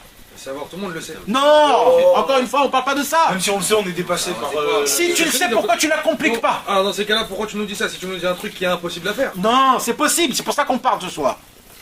C'est parce que moi, ce que je vous Razak, donne... il a raison, si tu le sais pas, parce que si tu le sais, tu l'as fait. On le sait pas. Quand je dis tu. On l'a entendu. On le sait pas, parce que si vraiment c'est la chose la plus importante, même 1 heure par jour, on le fait pas. Pourquoi on le fait pas? Mais t'es en train de nous dire un truc, de changer en fait du tout. Mais il y a plein de choses qu'on C'est juste dans la tête, mais c'est rien. Rien dans le concret. Là, Pour l'instant, c'est que dans la tête. l'instant. Rien que dans la tête, c'est tout ce que j'ai besoin. Si on a réussi à faire ça ce soir, on a réussi. Mais ça va durer 2 semaines, comme t'as dit. Non, parce que quand on t'explique ça, on te dit que c'est ça le judaïsme et c'est pas quelque chose d'autre. C'est ça, jusqu'à maintenant tu t'es planté mon ami. Tous ceux qui étudient la Torah niveau mathématique, niveau logique, ils se plantent. Et la preuve, c'est qu'on a vu des très grands Réchaïm, comme aujourd'hui c'est... Qu'ils connaissaient la Torah, et encore plus que ça. Il venait chez Rabbi Meir, Acher, Elisha Ben Abouya, et il était Shabbat dans son cheval. Cheval, dans son cheval. Et Rabbi Meir, il marche parce que c'était Shabbat. Et Rabbi Meir, il dit, Elisha Ben Abouya, il dit à Rabbi Meir, combien d'avérotes je fais, là maintenant? Combien? Alors Rabbi Meir, il lui dit 3. Il dit, Rabbi Meir, j'en fais 4. Il lui dit, comment t'en fais 4? Et vas-y, il pile poule, Et il avait raison, il en faisait 4. 4 avérotes en plein milieu qu'il était en train de faire Shabbat, parce qu'il était sorti. Et on voit que tous les grands, au temps du Baal Shem Tov, il y avait des paritim, des grands qui sont partis, ils étudiaient la Gemara Shabbat avec la cigarette. Et ainsi de suite, on peut tomber. C'est une étude comme une autre, là, ils ont fait ça. Mais moi, ce que je te parle, cette étude, c'est une étude qu'au moment où tu attrapes, tu es touché, c'est terminé. Parce que c'est pas l'étude de la Torah qu'ils font, c'est l'étude d'un livre qui s'intitule Torah. Si tu Mais aujourd'hui, c'est que ça qu'on étudie. Avant, un tzaddik, quand il disait une halakha de Ilchot Shabbat, qui est complètement... C'est-à-dire qu'aujourd'hui, on fait un peu comme eux. Bien sûr qu'on fait comme eux. Mais aujourd'hui, si on... Parce que Baruch Hashem, on a un peu d'Irat Shamayim. Mais si on a un peu la crainte de Dieu. Donc grâce à cette crainte de Dieu, on est encore gardant. Mais... Vous non. Mais c'est mathématique. Les gens qui sont qui étudient toute la journée, je vous ai déjà dit. Mais on peut être une journée en entière dans la yeshiva. Étudier la Gemara, étudier les Mishnayot, étudier les Midrashim, étudier tout ce que tu veux, et d'oublier que Dieu est là. Moi, je dis souvent. Mais moi, je pense que c'est le contraire. Ils sont toute la journée à la yeshiva. Moi, je sais pas, dans ma tête, dans ma réflexion, j'ai l'impression que c'est les gens qui étudient comme ça pas longtemps. Ils sont plus justement dans le but de s'approcher de Dieu que celui qui étudie toute la journée, comme il plongeait dedans toute la journée, il pensait à un truc, à la fin il sort de son truc. Mais c'est vrai qui étudie. C'est vrai ce que tu dis. Nous, si on étudie aujourd'hui, si on se casse notre journée pour 15 minutes, c'est dans le but de se rapprocher de Dieu. T'as raison. Bah, si on le fait pour s'approcher de Dieu, c'est qu'on n'a pas oublié Dieu. T'as raison.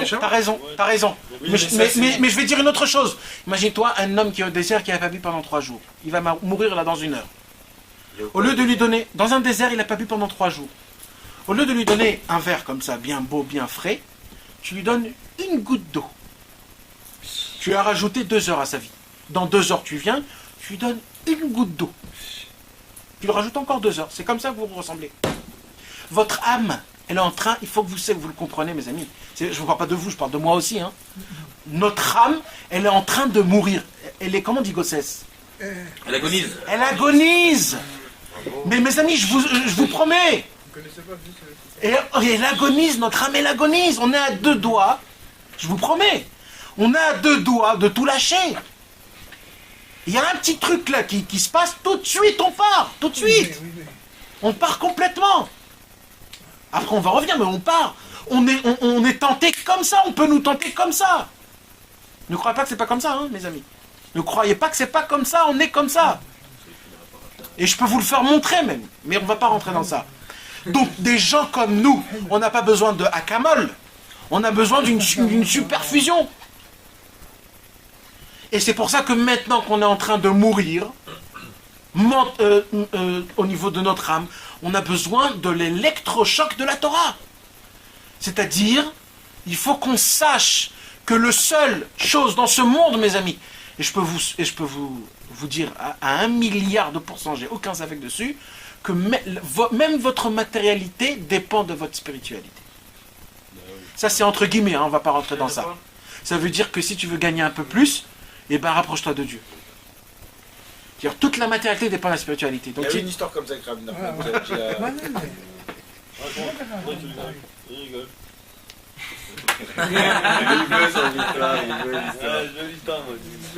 Rabbeinu, il avait dans ses élèves pas que des gens qui étaient déconnectés de ce monde. Rabbeinu, il avait dans ses élèves même des businessmen qui étaient énormes et immenses. Le plus gros business au monde qu'il y avait avant, c'était le business du bois. Avec le bois, tu faisais tout. Tu te réchauffais, tu avais de la lumière, tu cuisinais, tu avais tout. T'avais la maison, le bois, c'était tout. Comme le pétrole aujourd'hui. Le pétrole aujourd'hui. Et ben Rabbeinu, il avait quelques élèves qui avaient, pas juste du bois, ils avaient des forêts à eux.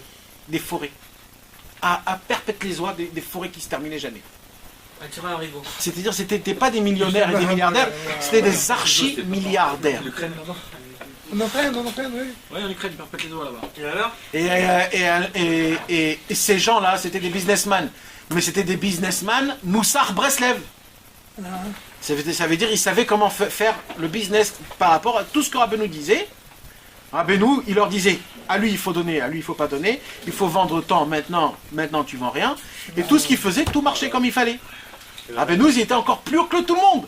Et Rabbeinu, un jour, il a dit à ces gens-là que c'était des très grands tzadikim, c'était des gens qui se levaient tous les jours Khatzot, c'était des gens qui disaient pas j'ai pas le temps, j'ai du bois envoyé. Ça n'existe pas, ça, j'ai pas le temps. Eux, ils se réveillaient Khatzot, ils priaient 3 prières.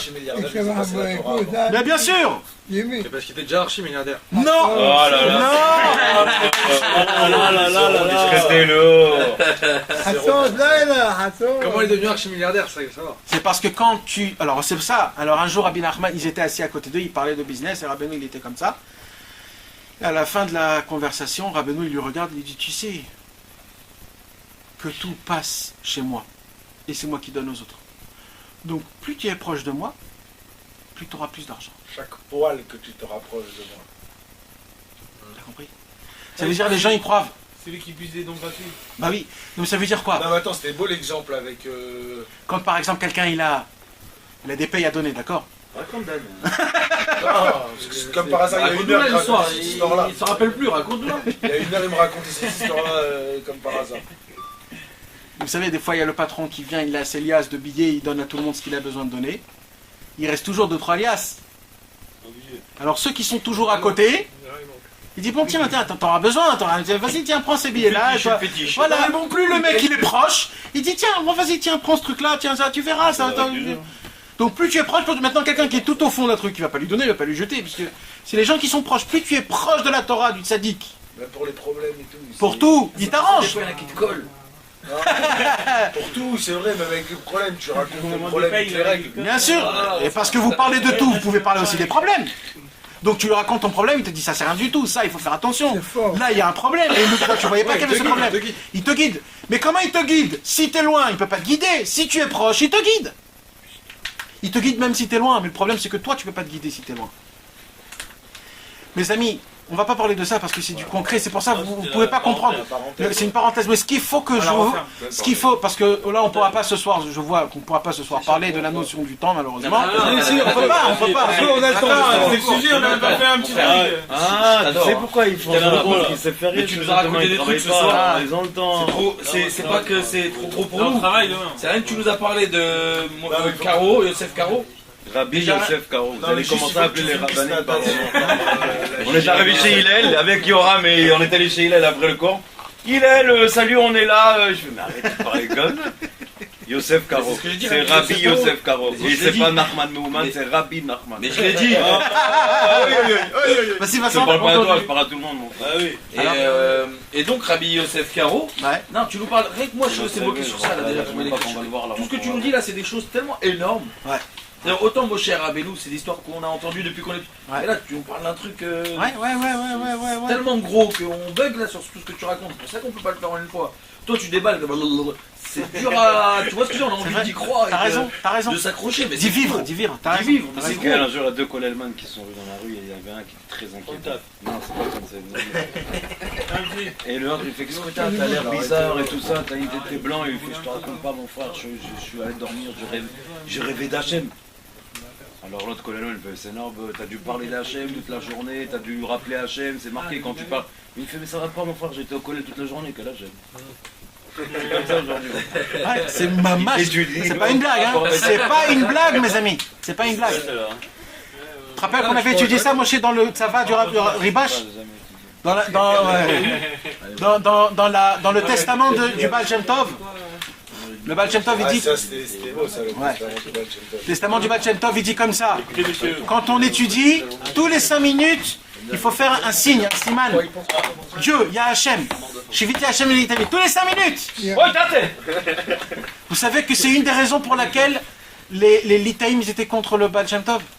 Parce qu'ils ont dit, mais comme ça, on ne peut pas étudier. On ne peut pas étudier comme ça. Et c'est ça le Baal Shem Tov? Le Baal Shem Tov, il dit que tous les 5 minutes, on doit faire quelque chose pour se rappeler de Dieu. Tous les 5 minutes. Ça répond à ce que tu as dit tout à l'heure, que l'Allemagne... On peut faire tout ça, ouais. Après, ça devient peut-être la routine, voilà, il va comme un travail. En plus, des fois, il touche une paye pour ça, il le prend peut-être comme un travail. Il n'y arrivait pas, le pauvre, tout le temps. C'est comme quand t'as une page de Gemara, mon frère, t'as une page de Gemara, tu dis le cas, le truc, tu rentres ta tête dans le cas, t'es en plein dedans, mais Dieu il est... Vous savez, je sais pas si vous avez déjà étudié un peu de Gemara, mais ceux qui étudient la Gemara, tu sais comment les Breslev étudient la Gemara? Quand ils arrivaient d'abord à un tzaddik, qui par exemple Abaye ou Rava, d'abord ils s'arrêtaient à Abaye. Ils disaient, ah, Abaye Akadosh, Abaye, c'était qui Abaye? C'était un grand. Alors Abaye Akadosh, le grand du ciel, il est venu. Et qu'est-ce qu'il dit dans la Torah? Il dit que ça. Après il y a Rava, c'était qui Rava? Oh là là, Rava, c'était un grand tzaddik. Ils se rappelaient que c'était des tzaddikim. Nous, en fur et à mesure, on dit Abaye Rava. Tu sais même plus de qui on parle, c'était qui, quoi, comment. Eux, ils s'arrêtaient. Dès qu'il y avait Rabban Shimon ben Gamliel, ça y est. C'est qui Rabban Shimon ben Gamliel? Un jour il a fait ça, un jour il a fait ça, un jour il a fait ça. Toujours, ouais. Et comment c'était, c'est quoi sa grandeur? Et comment il faisait? Et là, une étude comme ça, c'est une autre étude. Non, mais c'est qui le nom qui faisait exploser toute l'histoire? Rabbi Yochanan. Rabbeinu Nachman.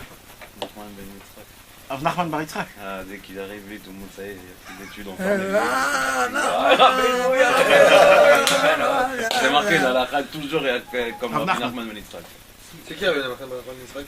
C'était un tzaddik avant. Tous les Rabbeinu, c'est tous le même. Juste on finit Le temps. On finit. Non, le sujet, je te parle moi. C'est un autre sujet après. Alors, mes amis, on va parler du temps, on peut pas. Si on peut. Alors, on s'est mis dans la tête de ça et de rentrer. Ça existe ou pas l'heure? Ça existe ou pas l'heure? Le temps n'existe pas. Le temps n'existe pas. C'est nous. Le temps va tout seul. Alors la montre, c'est du shaker. Non, le montre, c'est pas du shaker parce que toi. Non, il a dit la montre. La montre. La montre, c'est du shaker. Ça dépend laquelle, mon frère. Ça dépend laquelle. C'est pas du shaker. Après, c'est après. Non, mais on va pas entendre ça parce que c'est dommage, c'est vraiment dommage. Et là, je vous ai dit un truc et les gens ils vont se dire, ouais, mais comment il peut dire ça, etc. Non, mais tu vas. Éteins la caméra. Un comité restreint, c'est bon. Éteins la caméra à 100%. Ouais. Éteins la caméra. C'est beau, Vincent, ce que tu dis là. Hein? J'espère. C'est beau ce que tu dis là. Alors, on termine. La neshama de la Torah, d'abord, il faut que vous soyez. Et ça, c'est facile parce que là, je vous dis pas comment. Je vous dis pas comment. Je vous dis pas ce qu'il faut faire. Non, mais d'abord, il faut que vous le faites rentrer dans votre tête parce que c'est dommage. Il faut que vous le faites rentrer dans votre tête que toute la bracha. Mais je veux pas vous dire ça parce qu'après vous allez faire ça pour ça. Non, mais on va pas savoir la bracha. Non, mais il faut que vous sachiez que tout est dans la Torah, mes amis. Et pas que dans la Torah, comme on a expliqué encore une fois, logique et tout ça. Encore une fois, il faut parce qu'on parle de choses qui sont très fins. Quand je dis la logique de la Torah et que ça c'est l'extérieur, c'est pas Chas v'Shalom que c'est un côté qui est bas de la Torah. Chas v'Shalom, c'est moi le problème. Parce qu'avant les tzadikim, eux, ils n'avaient pas besoin de la neshama de la Torah. Eux, dans la logique de la Torah, ils comprenaient Dieu déjà. Donc le problème, c'est moi, c'est pas la Torah. Chas v'Shalom. Encore une fois, ok, c'est très important de savoir ça. C'est moi le problème, c'est parce que quand c'est logique, c'est mathématique. Alors tout de suite, je pars dans le mathématique, la logique. Des fois, on peut rester sur une Gemara 3 heures rien que pour comprendre ce qu'il y a écrit. Un jour, Rabbi Nachman, il a demandé à son élève qui s'appelait Rabbi Shoel. Rabbi Shoel, c'était un tzaddik énorme. Vous savez comment lui, il étudie la Gemara? Rabbi Shoel, quand il ne comprenait pas, il fermait le livre et allait faire une bonne étude. Hachem, j'ai étudié ça, je ne comprends pas. Je veux que tu me l'apprennes. Et il ne revenait pas d'Ibédout jusqu'à qu'il avait compris la Gemara. Vous savez, quelqu'un qui apprend la Torah comme ça, c'est qui cet homme-là? Il devient plus que Rabbi Yosef Karo. Parce qu'il puise la Gemara de tout temps, pas juste d'ici. Donc il apprend avec toutes les racines. Non, mais c'est juste pour leur comprendre la notion que c'est pas quelque chose que de logique. C'est pour cela, mes amis. Donc d'abord, ce qu'il faut vous apprendre, c'est vrai que le travail, c'est vital. C'est vrai que la Torah, le travail, c'est vital. Mais il faut que vous sachiez quelque chose, mes amis. Un juif, il ne peut pas vivre sans la Torah. Et nous, qu'on est complètement des malades, on a besoin de la neshama de la Torah. C'est quoi la neshama de la Torah? C'est comment voir Dieu partout. Et pas juste le voir, le croire. Pas juste le croire, que je crois qu'il y a Hachem partout, de voir Dieu partout. C'est-à-dire, par exemple... Il faut des années... Non, c'est pour ça. C'est pour ça quand tu apprends la neshama de la Torah, non. Là, faut que je comprenne. Par exemple... Comment on fait le truc? Comme par exemple... Ça te fait rire, toi. Hein. On va dire un petit exemple. Quand Rabbeinu nous a dit que le désespoir n'existe pas. Maintenant, quand Rabbeinu nous a dit ça, en vérité, qu'est-ce qu'il a fait? Que chaque problème qui puisse arriver dans le travail, je sais que c'est pas le travail qui me crée le problème, c'est Dieu. Et comme tout est chez Dieu, le désespoir n'existe pas. Donc même que le problème, il est concret, mais c'est un faux problème. Tout peut changer demain. Donc là, tu as compris que tout vient de Dieu. Là, tu vis par rapport à Dieu. C'est pour ça qu'on dit, ne dis pas à Dieu combien tes problèmes sont grands. Exact. Dis à tes problèmes combien Dieu est grand. Exact. On a 4 ans justement avec celui-là. On était 4 au début. Alors on est 8.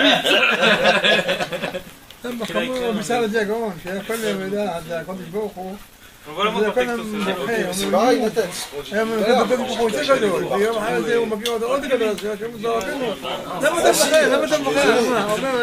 Dan, tu le sais ça parce qu'on t'en a parlé des heures et des heures. Voilà. Mais si on ne t'aurait pas parlé de ça, t'as compris? Mais maintenant ça ne s'arrête pas qu'à ça. Tu sais une chose, mais tu sais combien de paroles comme ça il y en a? Il y en a des milliards. Et ça sera encore plus facile. Tu pourras rentrer dans le particulier. Ce problème-là, c'est équivalent à ça. Ce problème-là, ça veut me dire ça. Ce problème-là, ça veut me dire ça. Quand on parle de ça, ça veut dire ça que ça. Ça, c'est pas le parler, ça. Mais c'est de ça que je vous parle. C'est qu'il faut étudier le concentré de la Torah. C'est quoi le concentré de la Torah? C'est que Rabbeinu. Et quand on étudie le concentré de la Torah, on a toutes les portes ouvertes. Ouais, mais ça, dis-le-moi dès le début, Nathan. Là, je ne suivais pas depuis tout à l'heure. C'est vrai, tu leur as fait comme ça. De quoi vous parlez? C'est un aparté. Ah, mais non, tu me fermes l'entonnoir. Non, oui, je ne suivais pas les chemins. Quand tu me disais le concentré, la Néchamal... Non, mais il faut que tu comprennes c'est quoi Rabbeinu. J'ai compris, mais c'est comme ça qu'on construit quelque chose. Ouais, c'est genre, par exemple, écoutez-moi, oui, mais il y a aussi une façon de vivre sa vie sans parler d'Hachem par rapport à cette étude que tu as appris. Exact. Mais parce qu'il y a des fois des gens qui prennent même cette étude-là et qui restent côté logique mathématique. Mais ça veut dire ça aussi, on peut le faire rentrer dedans, dans Rabbeinu. Rabbeinu, c'est l'âme de la Torah. D'accord? Malheureusement, il y a aussi une façon d'étudier, même Rabbeinu, mathématique logique. Ah oui, c'est normal, comme tout au monde. Même que c'est pas mathématique logique. Ça veut dire, Rabbi Nachman nous dit que grâce à l'humilité, ça nous amène à avoir de l'Akdusha. L'Akdusha m'emmène à avoir de la Emouna. La Emouna m'emmène à la Yira. Comment un amène à l'autre? Parce qu'un pasouk qui dit comme ça, le pasouk, tout ça, ce que je vous suis en train de dire là, c'est mathématique, c'est logique. Donc des fois on peut rester que à ça. Après quand je vais sortir dehors, je ne vais pas du tout penser à la Emouna, la Hanava, la Gdusha, la Yira. Pourquoi? Parce que je suis resté mathématique. Ça veut dire ce qu'il faut faire, c'est de vivre, comme tu as dit tout à l'heure, d'essayer de vivre chaque chose. Chaque sentiment de ta vie en entière, particulièrement par rapport à l'enseignement que tu as étudié. De le vivre vraiment, que toute ta vie soit par rapport à ça.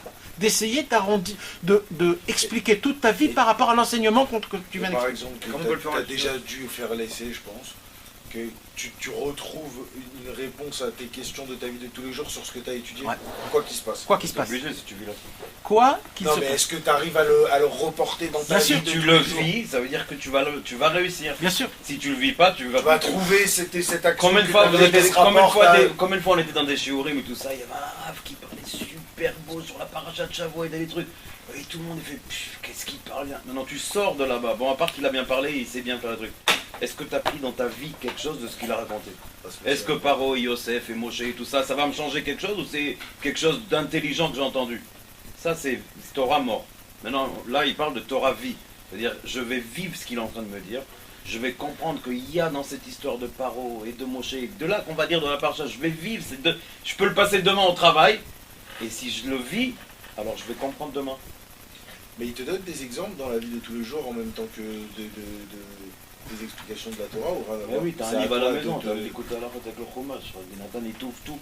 Il te dit Paro comment il est aujourd'hui, comment Yosef il est aujourd'hui, comment Mosef il est.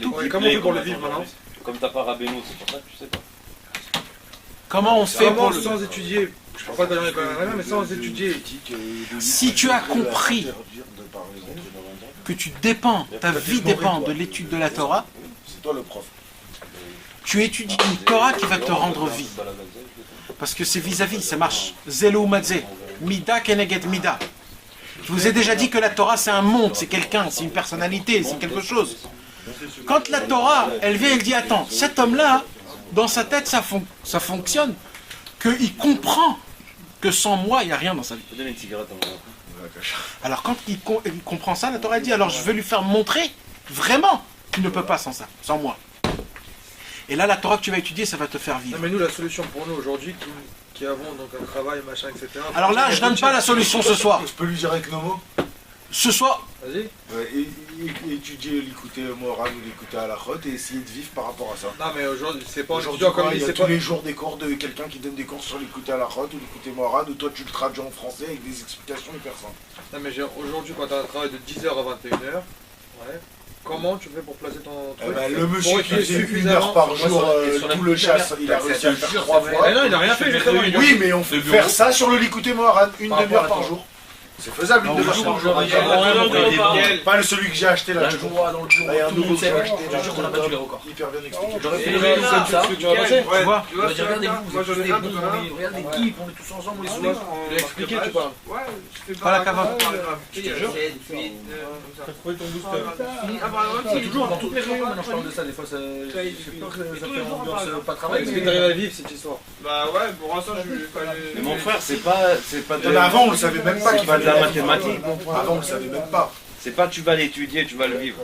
Et tu vas l'étudier, Tu vas le savoir. tu vas Non, prier déjà, mais à on sait Hachem, qu'on tu vas aimerait demander à que Hachem c'est- déjà maintenant il y a un truc à faire. Parce que j'étudie pas pour devenir intelligent, j'étudie pour le vivre. Si vous voulez, on fera un jour une démonstration pareille. C'est très bien. Mais pour ça, il faut. C'est quoi les lunettes jaunes? Non, bah, on sort une Torah et on essaye de l'étudier à fond. Mais pour ça, il faut une démonstration, pas que de moi. Il faut que vous mettez un peu de vous-même. Ça veut dire il faut prendre une journée, Pas le dimanche. pas le dimanche, parce Ça va venir de que il faut que ça vienne de vous-même. Il faut payer pour ça. C'est beau. Mais bien sûr. Nous on avait des Ravérés un Tu veux jour. dire que ça vient d'un coup qui vient à 8h du matin. C'est beau, mais On avait des Ravérés Pour faire quoi? qu'ils ont fait, pas le ils dimanche, ont c'est trop donné facile, on d'eux-mêmes. travaille pas. C'est une... on avait quelques Ravérés, mais un jour ils ont décidé de donner d'eux-mêmes. Ils ont pris leur voiture une fois par semaine et ils allaient loin pour recevoir de la Torah de Rabbeinu. Un jour, qu'est-ce qu'ils ont dit?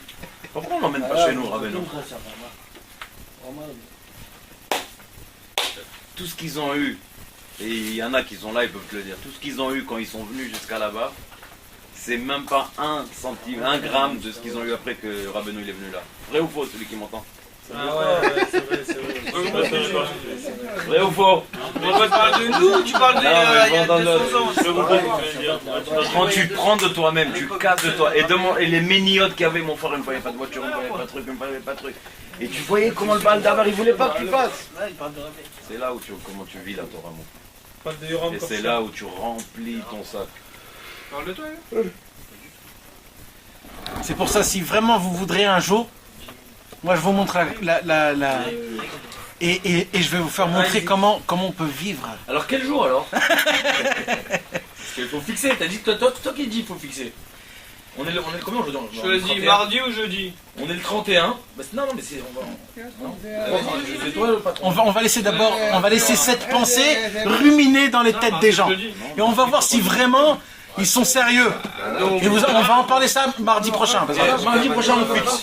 Bli neder, Bezrat Hashem. Parce que c'est faisable, Michael, c'est faisable. Crois-moi que c'est faisable. Et je peux te dire, attends 2 secondes, je te pose une question.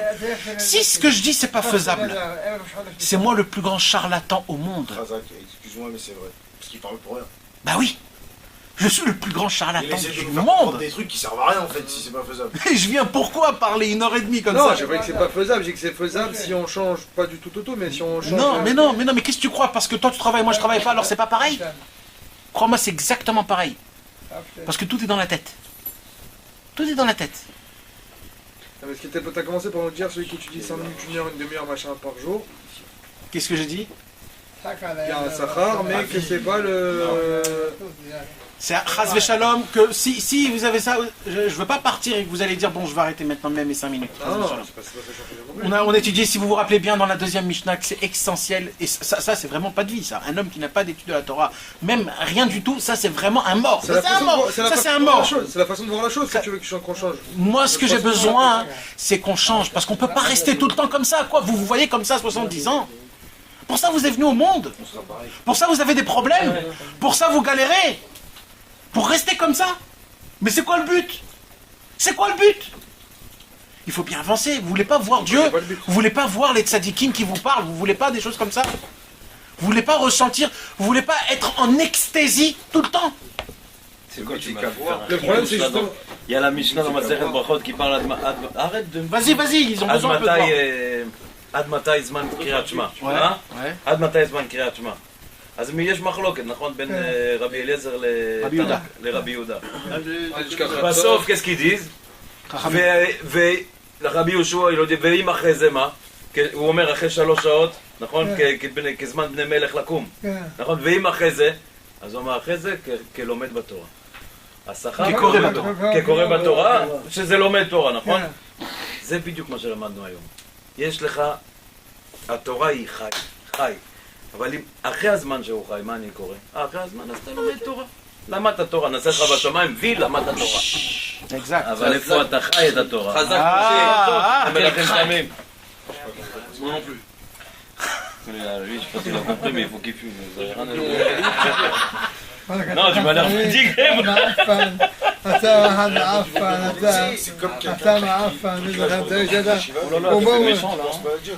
Alors lui, il est gangster là, mais il fait pas le principal.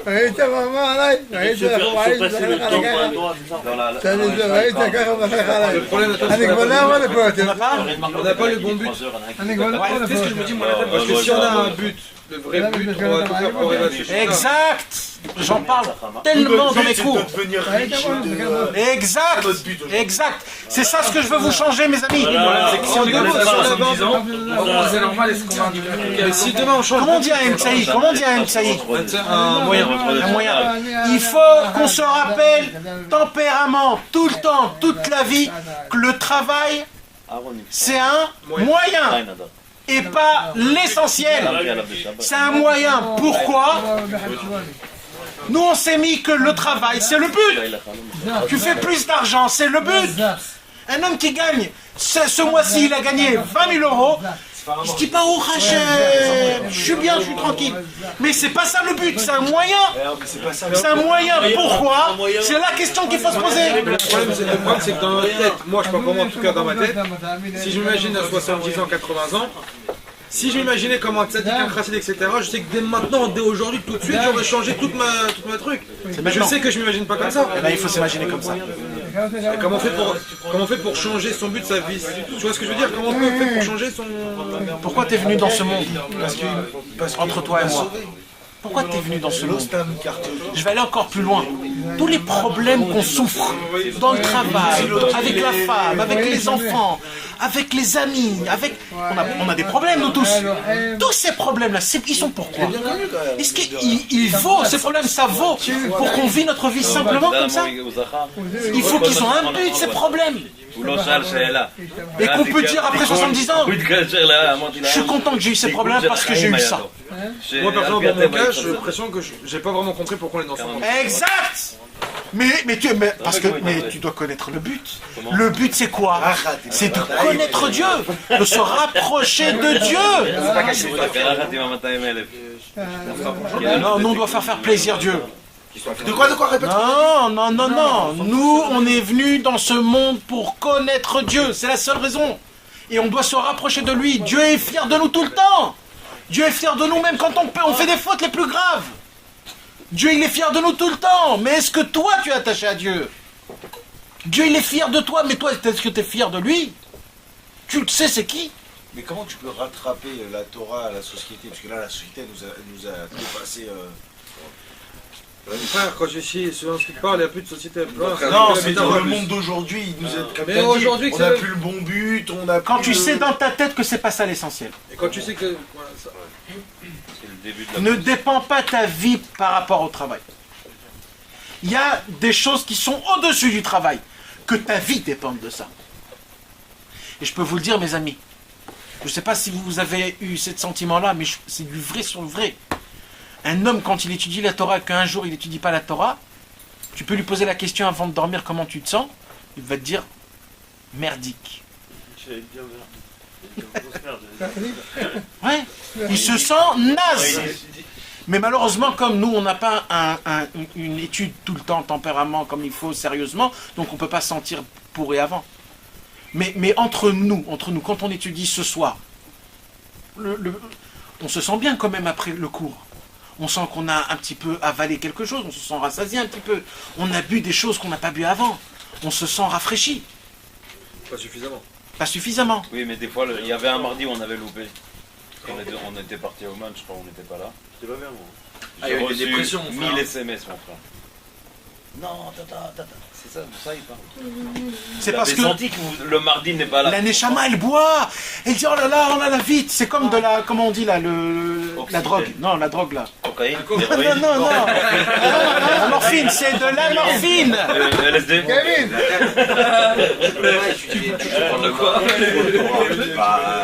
On n'est pas daté encore. Ok. On note des chamans. Ouais. Je vous ai pas dit encore qu'est-ce qu'il faut faire. Voilà. Je vous ai pas dit encore ce qu'il faut faire. J'ai juste besoin d'une chose. Que vous soyez persuadés de ce que je viens de vous dire. Bezrat Hashem, ce cours-là, c'est la première partie. Je vais l'écrire, c'est la première partie. Il faut que vous vous rappelez de tout ce qu'on a parlé ce soir, hein, mes amis. Parce que mardi, je vais continuer la deuxième partie. Pourquoi non? Normal. Comme ça, c'est pas trop bon. Non, parce que. Parce que le jeudi, t'es à Jérusalem dans la neige. Moi, une semaine après. Moi, je voulais. En plus, je dis, il y a un mariage de Dieu. Il y a un mariage. Ça, c'est ça va, ouais. Le temps existe, parce qu'il y a le jour et la nuit. C'est la société d'aujourd'hui. Le soir, c'est ça, en fait, il n'y a rien. Mais mon frère, on demande une opinion dans la société. Mais tu travaillerais la nuit et tu dormirais le jour. Mais pour y arriver, il faut plus vite dans la société. Non, voilà, on te dit qu'on peut faire les deux. Je suis pas d'accord, moi. Travailler, vivre, tu vois Hachem et dans une décision que tu dois prendre. זה הניוון, זה רק הניוון, אי אפשר לדבר בזה. זה בהתקס, זה לא מתגעגע. זה בהתקס. Non, mais ça marche pas comme ça, mon Il frère. faut commencer. Il אני faut passer par 10, par 20. Le problème, c'est que le but, notre but, enfin, Ah, mon mais but d'abord, c'est mon but d'abord, On sait pas, on m'a pas. On est en train de Mais demain, si tu changes de but, tu changes toute ta vie. Si le but est le meilleur. Non, mais je vais pas dire que c'est moins bon. Je dis que c'est demain ton but. Moi, aujourd'hui, mon but, si je parle concrètement, je sais pas, c'est d'arriver à une vie assez aisée, je parle financièrement parlant, d'être bien, tranquille, et dans ma tête, j'ai l'impression que c'est comme ça que j'aurais pas de problème, machin, etc. Bien sûr, en même temps, étudier la Torah, si je pouvais, ce serait étudier le matin et travailler l'après-midi. Mon but, en concret, il est formé par rapport à ça, par rapport à être aisé, etc. Il dit dans l'écouter Moran, dans chaque but, il y a un autre but. Le but du mariage, c'est d'avoir des enfants. Le but d'avoir des enfants, c'est que tu as quelqu'un qui continue après, que tu vas quitter ce monde. Le but de faire des gens, c'est pour dormir. Mais le vrai des vrais buts, mon frère, c'est pas ce que tu dis. Là, tu me parles du but que tu réfléchis pour aujourd'hui, demain. Non, je suis en train de te parler de comment je me gérais, à 70 ans, 80 ans. Si là, dans ma tête, je change ma façon de voir les choses, et que je me dis, voilà, dans 70 ans, 80 ans, je vais devenir un chassid. Je vais devenir un tzaddik, je vais devenir quelqu'un qui vit en rapport. Alors, maintenant, d'aujourd'hui, je change tout de suite la façon de faire. Je travaille plus, je vais commencer tout de suite à Shiva, dès maintenant je vais changer ma façon pour arriver à... Comment je peux changer ma façon de truc si toujours le même. Après les minuit qu'on a Le vrai fond de l'histoire, c'est changer là où je veux arriver, à 70 ans. Non, la vraie chose, c'est que Vas-y, il a raison. Il a raison. d'abord, tu vois le vrai but de la vie.